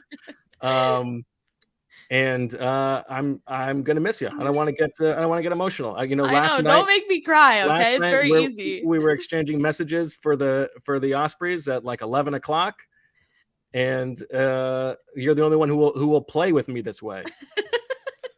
It's true, actually. I'm gonna miss you. Don't worry, I'll be still awake at all hours. You can still send me these crazy I'm ideas. not gonna do You that. can text me even though I'll be on maternity leave. I give you full permission that it's okay to still text me. It's not like I'm off. It's not like you're on a but- golf trip or something. Yeah, exactly. Zach, I see the floor to you. Yeah, I would echo similar sentiments in that I give Bo and Sheil a lot of credit for starting the pod. They literally started Birds with Friends, and I joined in. And this is no knock on Bo, who did a lot of really good work, like producing it. Basically, he would. But we were in a room in NovaCare where we were holding up mics, and Bo recorded it and posted it.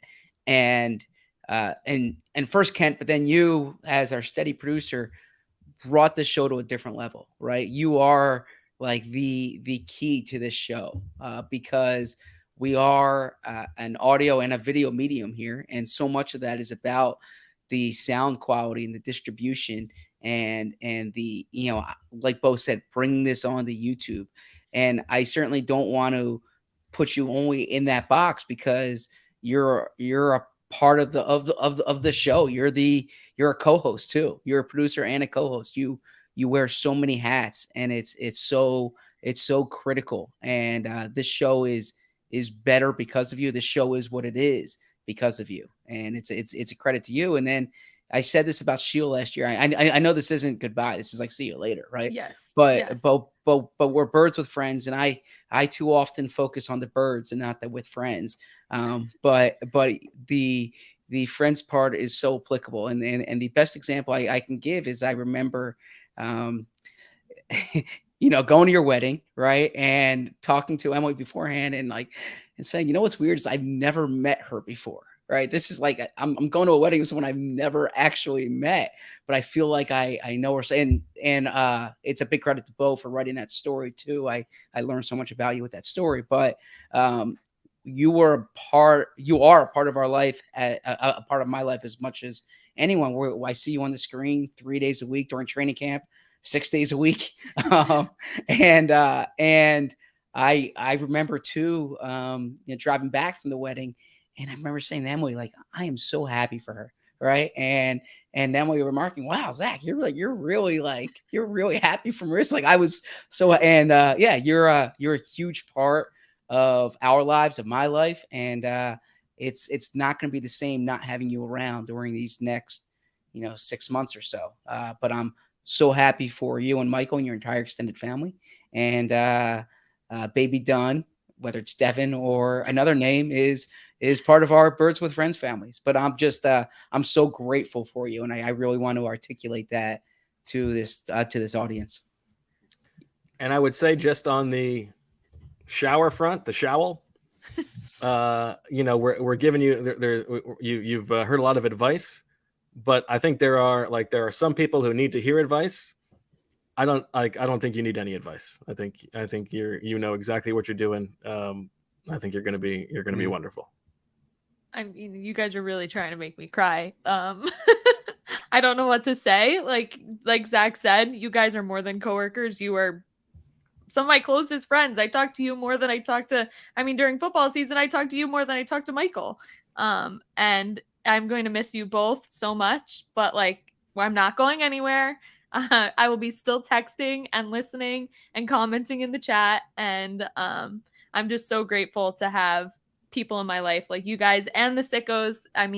This whole Birds with Friends community makes my job so fun. It doesn't feel like work, and I'm really lucky to be in the position I am. And I feel like I'm can't wait for this baby to Different get to podcast. I can't wait. I am very excited for my daughter to get to join this amazing community of people and have uncles like you guys in her life. So thank you for everything. And I will still be part of things. Don't worry. I'm not disappearing for 6 months. So thank you. I really appreciate it. The other thing here, Marissa, is like we can say whatever we want, but you're better at saying it than we are. You have the clip. As proof of you being a great producer, you have produced the Marissa highlight video. So Bo asked me to do this. So this is what I was able to whip together. Blankenship, I'm willing to make him my guy. Hello, everybody, and welcome to Birds with Friends. It is 3:23 in the morning, and Marissa has been grinding the tape, putting together that Reed Blankenship clip. I am thrilled that Marissa's name is in the song and gets top billing because she is the backbone of the show. So I am thrilled that it's Marissa first there. I don't plan on tying. I just plan. What was I fired up about? Ooh, I like that. Marissa, that did not go unnoticed. And Nick Sirianni loves your competitiveness. I have some notes. I have some notes from dinner last night. Okay. So once we get God, really? Once we that was on the record? Yeah, you didn't say it was off the record. I'm actually in Denver. We're having some athletic meetings. Yes. I think the inverse is true. I think people are going to be networking with you. They're going to know you're a senior producer at The Athletic, and they're going to want to speak with you. Yeah, they're hopefully going to be like, you did really good in Swooper today. So that's that makes one of us. To. Yes. Zach, start us off. 5. What? Wait, what? Sorry, I misinterpreted. Wait, hold on a second. What did you think was going on? Okay, that's what I was asking. Okay. I was nervous for this game. Oh! For the audio listeners, Zach has a 5, I have a 14, and Marissa has a 15. So Marissa gets it for 15. Zach pays 15 turkeys. He's down to 5. This is ridiculous. I think we need to start with Swooper Storecasting. Because there have been some shenanigans afoot. Wait. Hold on before you start. That's cute. Marissa. Well deserved, Marissa. That's well cute. Deserved. You are getting way too ahead of yourself. For our audio listeners, I just whipped out my handmade crown. I'm going to go broccoli cheddar soup. Broccoli cheddar. What a reach. Really? Really? I love like a creamy broccoli cheddar soup. Are you serious? Sorry, Zach. I can't believe I'm going to do this to you, but I got to do this to you. Marissa. You are taking sides, by the way. Just establish that. I don't want to take either side here. I support both of you and the show and all the listeners. It's like, you don't like when your parents fight. Like, I don't want these two fighting. But when we went to Zach's surprise party, Jessica said to me, I am so sorry. That episode I was really feeling for you. 98. 97.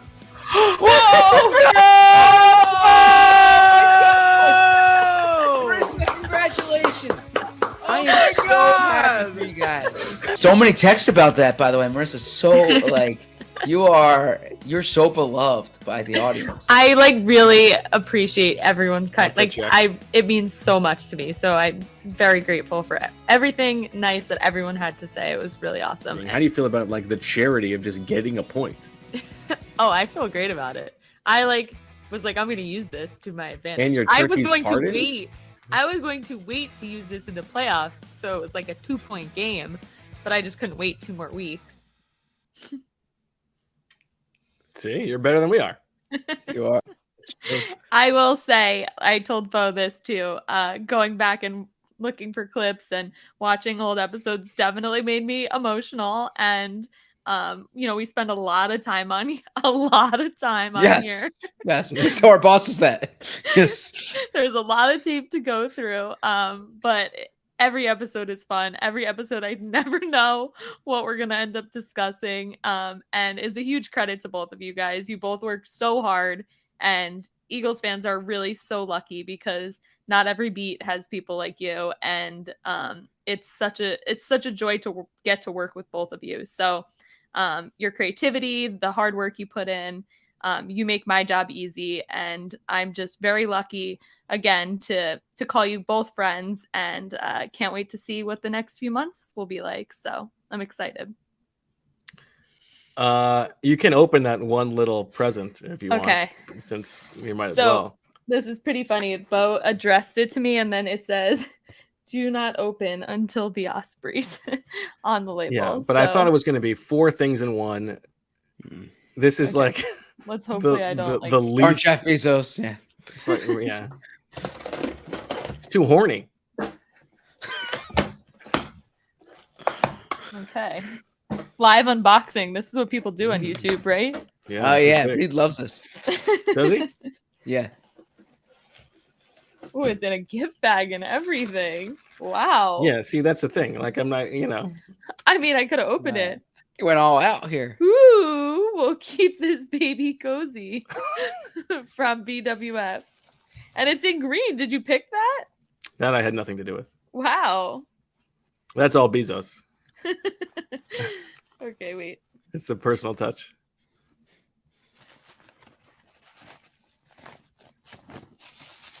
For the audio listener, she is unboxing right now. Yes. Going through the tissue paper. Oh, geez. So well packed. Wow, they really package that bad boy up. Oh, that's so cute. It's a little swaddle with birds all over it. That's adorable. I love that. Everyone tells me you can't have enough swaddles. That's true. You gotta teach Michael how to swaddle. That's the first thing you learn. He's been practicing. I love that. Well, she will have to use this for joint practices, maybe in a brown shirt with a swaddle eagle swaddle blanket. Or birds. We don't have to do eagles. Yeah, birds with friends. Yeah, birds with friends. Yeah. So you can, everybody can follow your Twitter. You can tweet a picture of the other gifts when they arrive. Okay, I will. I'm excited / nervous, but There's more. Thank you. You guys are too good to me. Seriously, I really appreciate it. Well, you deserve it. And credit to Bo. He was organizing the gifts. I got to admit that the gift policy at Birds of Friends is like the gift at the Berman's household. It's like I have nothing to do with it here, and Bo's in the driver's seat there too. So this is really cute. All right, we move on to the Palm Dorial. Oh, we still have we have more awards. Oh yeah, we got the big. Are you serious? Yeah. Why would we do the emotional goodbye and then go back to the awards? We got 5 awards left. And a video. Yeah. Okay. The Palm Dorial is the award for the best team performance of the season. The nominees: the NFC Championship game, the win over the Vikings in Week 2, the win in Washington in Week 3, the win over the Giants in the divisional round, and the Super Bowl. The divisional round. I mean, the divisional round was an absolute blowout, right? That was at the end of the first half. It was what, 35 nothing, thereabouts. 20. Yeah. I mean, that team stunk that they were playing, but it did feel like they did sort of put it all, like there was a little bit of a concern that what's Hurts going to look like. They put it all together. I don't know. It was such a bad Giants team. I feel like, I mean, and the NFC Championship game had some other things going on. That Vikings game to me is one that stands out because it was so early in the season. It was like, okay, like this team is for real. But I don't want to give it to a Week 2 performance. So okay, I'll give it to the divisional round. That's fine. It also that helped contribute to one of your best kickers of the season.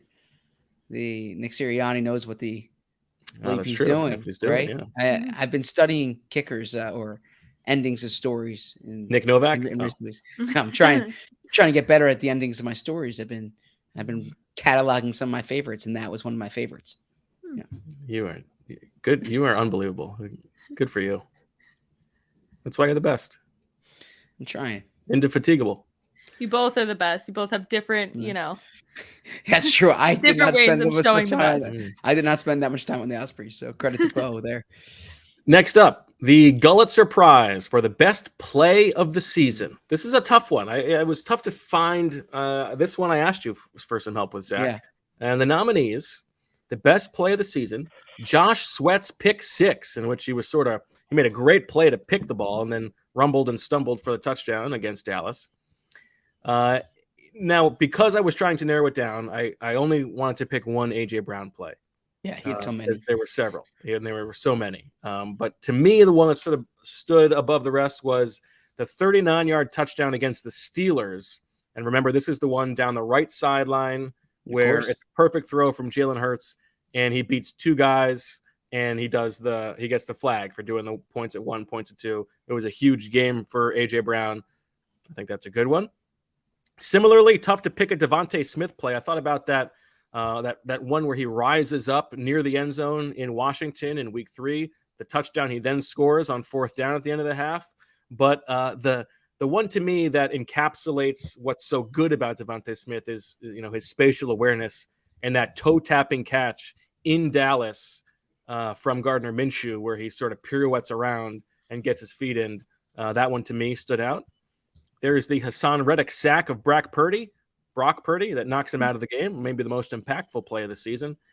And then what's the best Jalen Hurts play of the season? So hard to pick. But to me, like if I close my eyes and just think about like what was the lasting Jalen Hurts memory for me, maybe it's recency bias, but it's that throw to Dallas Goedert in like the tiniest of windows on 3rd and 14 in the Super Bowl. They only get a field goal out of it, but that play, I mean, it's an amazing catch by Goddard, but that throw is a throw that I don't think that I thought that he was capable of making. And to me, that would be my vote, even though they lost the game.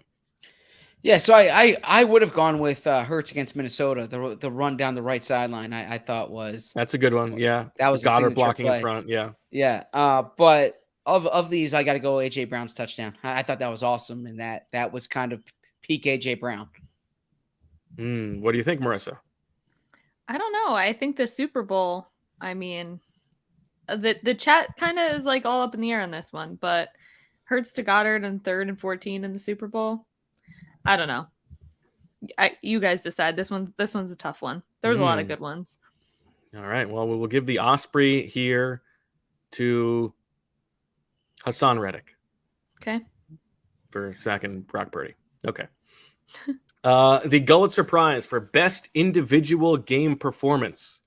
The nominees: A.J. Brown, 6 catches for 156 yards and 3 touchdowns in that win over the Steelers. A.J. Brown, 10 catches for 155 yards in the debut in Detroit. Devontae Smith, 8 catches for 169 yards and a touchdown in Washington. Hassan Reddick, 2 sacks in the NFC Championship game. And Jalen Hurts in the Super Bowl, 27 of 38 for 304 and a rushing touchdown. 3 rushing touchdowns, 1 passing touchdown, 70 yards rushing, and of course the costly fumble. Hurts Super Bowl. He was awesome. Yeah. I agree.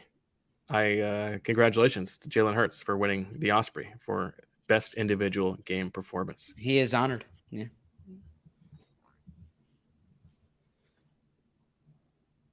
Yeah. What happened? I'm just offended at the continued jabs at the importance of the Ospreys, but that's okay. I mean, we've made it 2 hours and 20 minutes, My goodness. This is longer than baseball games these days. All right, 2 awards left, the big ones. Next up, the Chickadee Defensive Player of the Year Award. Pretty self-explanatory. Defensive Player of the Year, the nominees: Darius Slay, Hassan Reddick, Javon Hargrave, C.J. Gardner-Johnson, and James Bradbury. It's got to be Hassan Reddick. He was a difference maker. He's one of the best edge rushers in the NFL. Yeah, I mean, I think to some degree we maybe underrate Javon Hargrave's importance last year, but we gave him the award for toughest to replace, most important to replace. So I agree. I mean, there's no doubt Hassan Reddick was the best player on the defense. Congratulations to Hassan Reddick. Wow, 2 of the big 4 awards for Hassan Reddick. What a year! This is his city indeed. He deserves it. All right, drum roll now for the big one: the Emperor Penguin Award for King or Queen of the season. Zach, you were last year's winner. Do you remember this? I don't. That's why Jimmy yeah. King was giving you the award. You won because remember you dominated the games. That's right. Last year. Right. I did actually. It was your year. Maybe it'll be your year again, but last year, not your year. The nominees: Howie Roseman. What an offseason. What a roster he put together. Nick Sirianni. What a coaching job he did. Jeffrey Lurie. What an organization he led. Jalen Hurts and A.J. Brown. Do you think these are the right 5 nominees, Zach? I do. These are all worthy candidates. I need to go Jalen Hurts. Jalen Hurts turned into a superstar. He is he's one of the faces of the league. He's signed a contract that made him at one point the highest paid player based on average annual salary. The organization is his. He's appearing in commercials. His acting is outstanding. He did all this while getting his master's degree. I mean, credit to him. This was the year of Jalen Hurts. It's good to be Jalen Hurts, and he's just to clarify the time period at play here is from the start of last year's league year to the end of last year. So the contract, the commercials, that stuff doesn't count. But obviously, what he did in 2022 is what led to those things. I think that's fair. Yeah, I would still go Jalen. We haven't had someone outside of the show delivering an award tonight. They've just been congratulating Marissa, and we do actually have one final presenter. Hey, what's up, Jalen? It's Cameron Dicker, the kicker here. Congrats on winning the Emperor Penguin Award, baby. Let's go. Heard you're the first person to win it twice? That's huge, baby. I just want to say thanks for the support this year. I made the game-winning field goal for the Eagles against the Cardinals. What a crazy experience that was for me, for the fans, for everybody. It was such a fun time to kind of be there and help the team get to the Super Bowl just very early on. And so it's awesome to see how well they did throughout the year. Just want to say thank you so much for the support. Congrats on the award. I don't know what the Emperor Penguin Award is, but that sounds like a pretty dang cool award. And maybe they could give an Emperor Penguin Special Teams Player of the Week award out one day. We'll see. But I just wanted to say thanks for the support. Love that you love the story about Mr. Gonzalez in the locker room after, about his name coming up with Dicker the kicker. And so just wanted to say thanks again. Fly Eagles, fly, baby. And bolt up. God bless you. May you win the award for a 3rd time. How awesome would that be? And thank you. See ya. See, Zach, the players are excited about the Ospreys. I don't think anyone's been thirstier for an Ospreys. He wants the special teams player of the week Ospreys. My goodness, Karen, show some moderation here, man. Act like you've been there before. He was pretty good. I think we need to add an award. I think we need to add something cameo? for next year. No, a special teams. We have offense, Emperor's kind of like offense. I think we need like a special teams award. Well, how about this? How about presenter of the year award at the end of the Ospreys? Would you give it to Cameron Dicker? Would you give it to Nick Novak? would you give it to the Real Housewife? Yeah. Or Marla Hooch or the guy from Boy Meets World. Yeah. Yeah. Again, where else? Definitely not the sheriff from Layritz. Yeah, Layritz was great too. Where else can you find that combination? We did it. We broke Zach. We got him. We finally got him. I don't know who that sheriff was. I feel like I've teased you about him before, but I'm delirious right now, man. I've been going for like 16 hours. I'm exhausted. All right. Incredible. Goal now, achieved. To be fair, I just need to clarify. So Jalen Hurts, it's debatable whether he's the first person to ever win the Emperor Penguin Award twice, because if you remember, 2 years ago, he won for the 2020 season, but that was actually then subsequently given to Marissa. So he sort of shared it with him. So he still has the most Emperor Penguin Awards, but it's really like 1.5. No, he gets it. He definitely gets it. I'll give him my half. Okay. I think we can. He had all an agree that incredible he's the year. one He who deserves it. Yeah. Yeah. Okay. There is. I have one final surprise here. I know Zach's itching to go. No, I I'm didn't. good. I'm good. This is my night. I You get know, nowhere to go. There are some people, some common, repeatable faces from the Ospreys who you may have been expecting to see. I didn't want to bother people as much this year. You know, I did the shout out. If you want to send something, send it in. And I certainly didn't want to bother someone who I called in a favor for last year. Oh, I know where this is going. I don't. And then I'm walking around the other day. Oh. And I get a text. Oh. Marissa, you're the goofiest smile on my, like, I could, if you had walked past me that day, you would have thought I was deranged, and you would have been right. But just absolutely like the giddiest smile. And so here we go. One last one from Marissa. I'm excited. Sweet Marissa. Sweet Marissa. She works in compromises, loves babies and surprises, stays up late watching useless exercises. She thinks they're beautiful. One of her cousins probably wrestles alligators. One probably works on carburetors. One of her good friends is debatably a traitor. Works for Bill Simmons.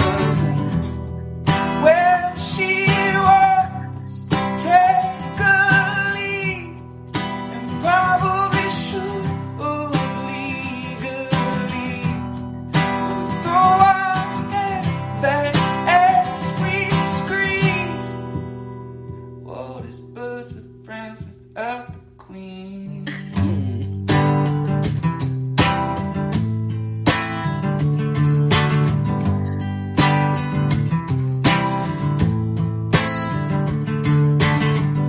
Sweet Marissa, congratulations, seriously. Sweet Marissa, enjoy your much deserved leave. I have truly no words. I think that might push me over the edge to make me cry. Like, awesome. the fact that all these people took time out of their day to send messages and songs, like, really, I can't even tell you how much it means to me. That was beautiful, and I will be listening to that a million times, and I will be sending it to my friends and being like, oh my gosh, listen to this. So thank you so much. That was unbelievable. Wow. Mount Joy will be playing in Philadelphia August 12th and August 13th at the Skyline stage at the Man. I plan to be there both nights. I mean, I I think have one the of them is a headphones for preseason the game. Yeah. So Are they? you have to be Is there there one a of the game? I nights. thought they were practices. No, the first preseason game I think is August 12th, right? Is that right? I thought they were. Yeah, Aren't they Thursday? Aren't they Thursday games? They play the Browns on it's- the 17th. The first game is August 12th against God. Baltimore. Yeah. I don't want to go to that. Well, you could go on August 13th, and maybe Yeah. I'll be back. I have the baby headphones, so that could be baby's first concert. I mean, Oh, that's what such a what a bummer. better show to see, you know? I How about forgot. I Mount- just assumed that it was going to be a Thursday night game. I didn't even look at it. Yeah. It actually, the game got pushed back from Friday to Saturday recently, so you would have been free both nights. I can just I might not see, go. I can just see Mount Joy, this incredible band, has earned the sold out crowd. It's just awesome atmosphere. And then Matt says, we got a special guest coming up, and Bo comes up and belts out the Hall & Oates. I think it's much more likely that there's like a certain pocket that's just asking for the Marissa song or the IKTR. Yeah, that would be awesome. That would be awesome. But I don't think I said it on the pod, did I? That I saw Matt in the airport. Yeah, and I think you might have. I think I said it to you guys just chatting. I I don't know if you mentioned it on the show. Actually. Yeah, in the Jamba Juice line, and had an awesome conversation. And Meyer, it was so nice that he said hello. I admire his work. I was probably a little too curious. I was fascinated by the life of going on the road. I kind of viewed it like as almost famous from the perspective of the writer, Of course. But yeah, they're awesome. So I would recommend all of our listeners to make Yeah. sure you go that night, both nights, frankly. preseason game. We'll have you. You should go to the concert, come Zach will have back, you listen to covered. Birds with Friends. Yeah, listen to Birds with Friends after the concert. And Maybe I'll do the we'll tell post-game you- show from we'll the tell you what concert. you know. And if you can't make those, they have a lot of other dates. They're in New York, August 9th, not too far. August 10th as well. So, yeah, that's awesome. We should have them on one day. We're looking that for would be- guests. we should. That'd be a good one. Yeah. Can't have them on now that I'm leaving. That would I'll miss all the fun. I'll comment in the chat. Perfect. Well, thank you very much to Matt, of course. for Yes, that. thank you. That was beautiful. All right, that is almost the end of the Ospreys. I know we've had a couple of false finishes here, but there's one last thing that we need to discuss, Zach. And I know that I mean, it's 11:30 now. Practice today? We've been talking a lot Okay. about the late nights that are coming up this year. A lot of primetime games. I'm not excited about it, but the truth is, the post-game pods are like that's the whole kit and caboodle, right? I mean, you look at our numbers; they're the best. They're the most listened to shows. They're the most watched shows on YouTube, and they tell the story of the season. They're time capsules. And so, as a closing argument for the Ospreys, Marissa, superstar that she is, has put together a story of the 2022 Eagles season told She's by incredible. the post-game pods. That's what's gonna close us out. So before we get to that, Marissa, one more time, we love you. Thank you so much. Good luck. We'll be waiting for all kinds of updates. Thank you to everybody for watching. Thank you to everybody who contributed except for Sheriff Joe. And for Zach and Marissa and Leela and Naya, who stole the show, and everybody else, we love you. Another Ospreys in the books. We love you, Marissa. And that's all we got. You guys are the best. Love you too. Thank you so much for everything. And I will miss you guys. But again, I'm not going anywhere. I can't wait to see what this season has in store. And it's going to be fun. So let's look back on the post-game pods. Hello, everybody, and welcome to Birds with Friends, the first post-game pod of the regular season. Bo Wolf, Zach Berman, live here in Ford Field after a ugly, at times sloppy, but a win nonetheless for the Philadelphia Eagles. 38-35, the most points they have scored in a season opener since 2000. In the home opener in prime time, there were stars out in South Philadelphia. It was, I think, a national introduction to the NFL that this Eagles team is a real potential Super Bowl contender. That's a good way to open it. Let's get crazy. And you are correct, because I think going into the year, there was always this quarterback qualifier on the Eagles. Well, depends how Hurts can do. Does Hurts progress? Does he do X, Y, Z? Through 2 games here, Hurts has answered the bell. Very impressed with the defense. Very impressed with Jalen Hurts. Very impressed with Devontae Smith. It's a cliche that it's hard to win in the NFL, but The National Football League. But to be 3-0 right now and to be clicking the way they are, they're playing well. Through the first 3 games, we knew this Eagles team could play from ahead. We knew this Eagles team was explosive. But we didn't know how they would respond when they got punched in the mouth.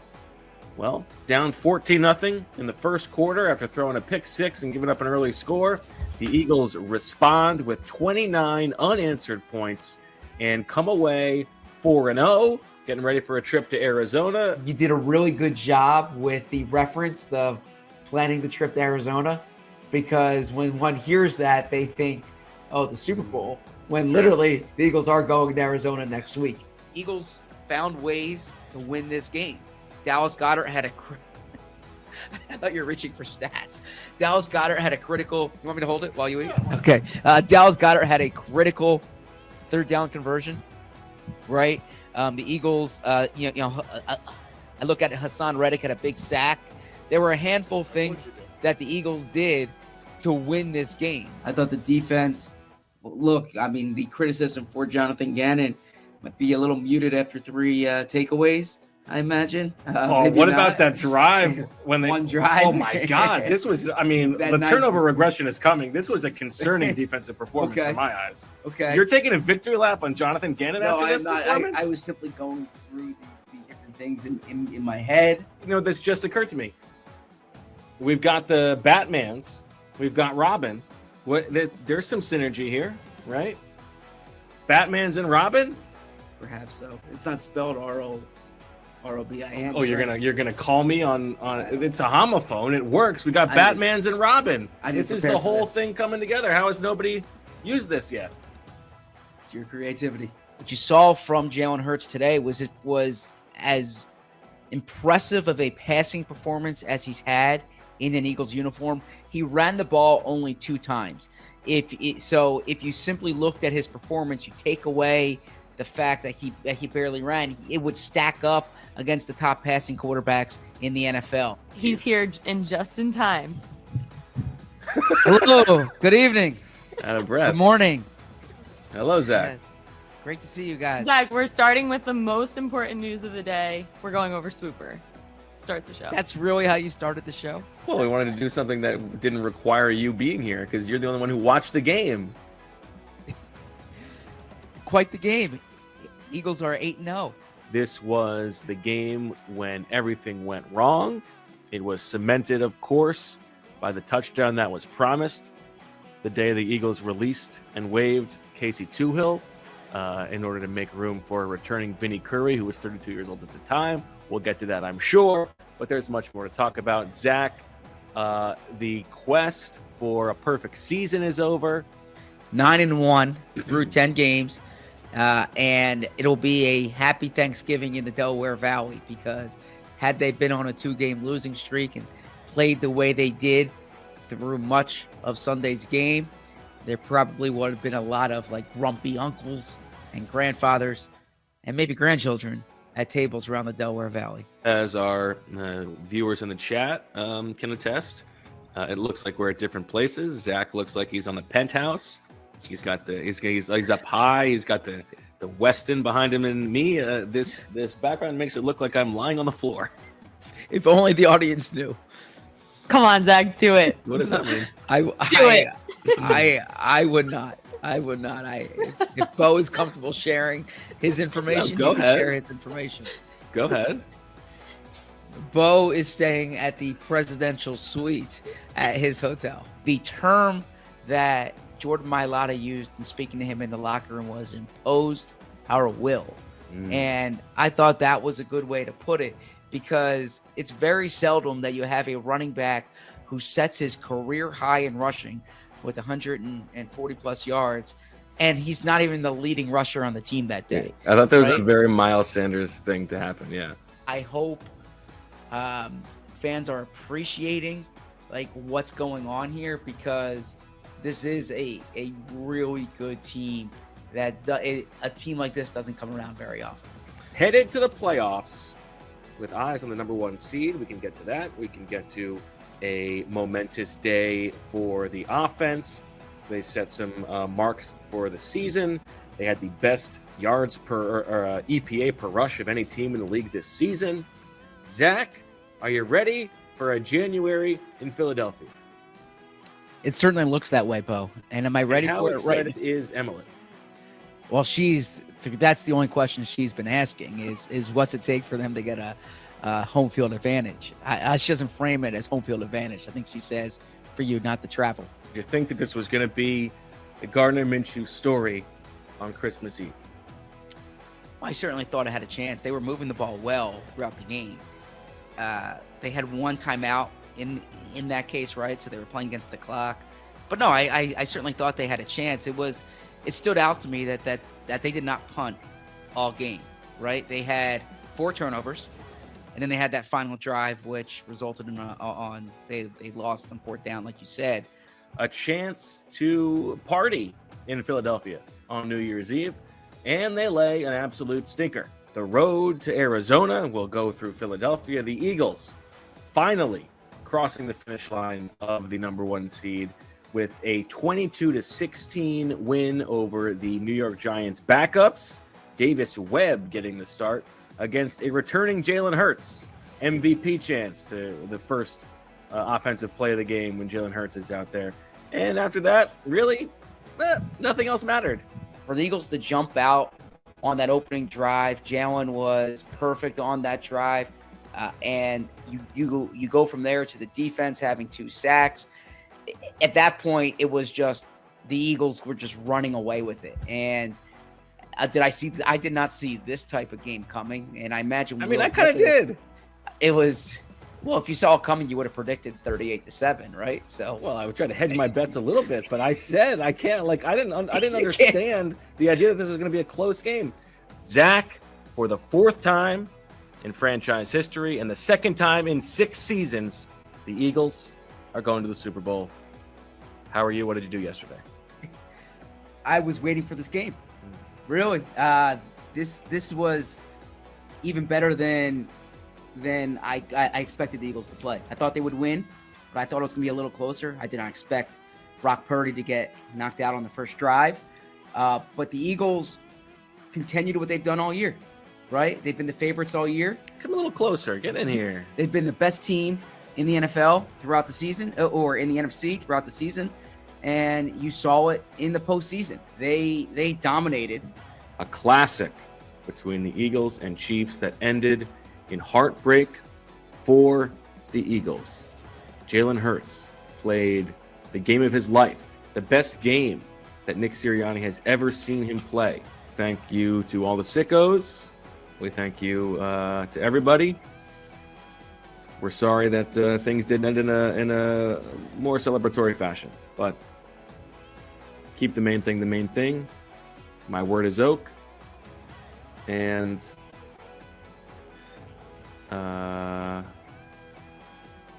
you can stand under my umbrella.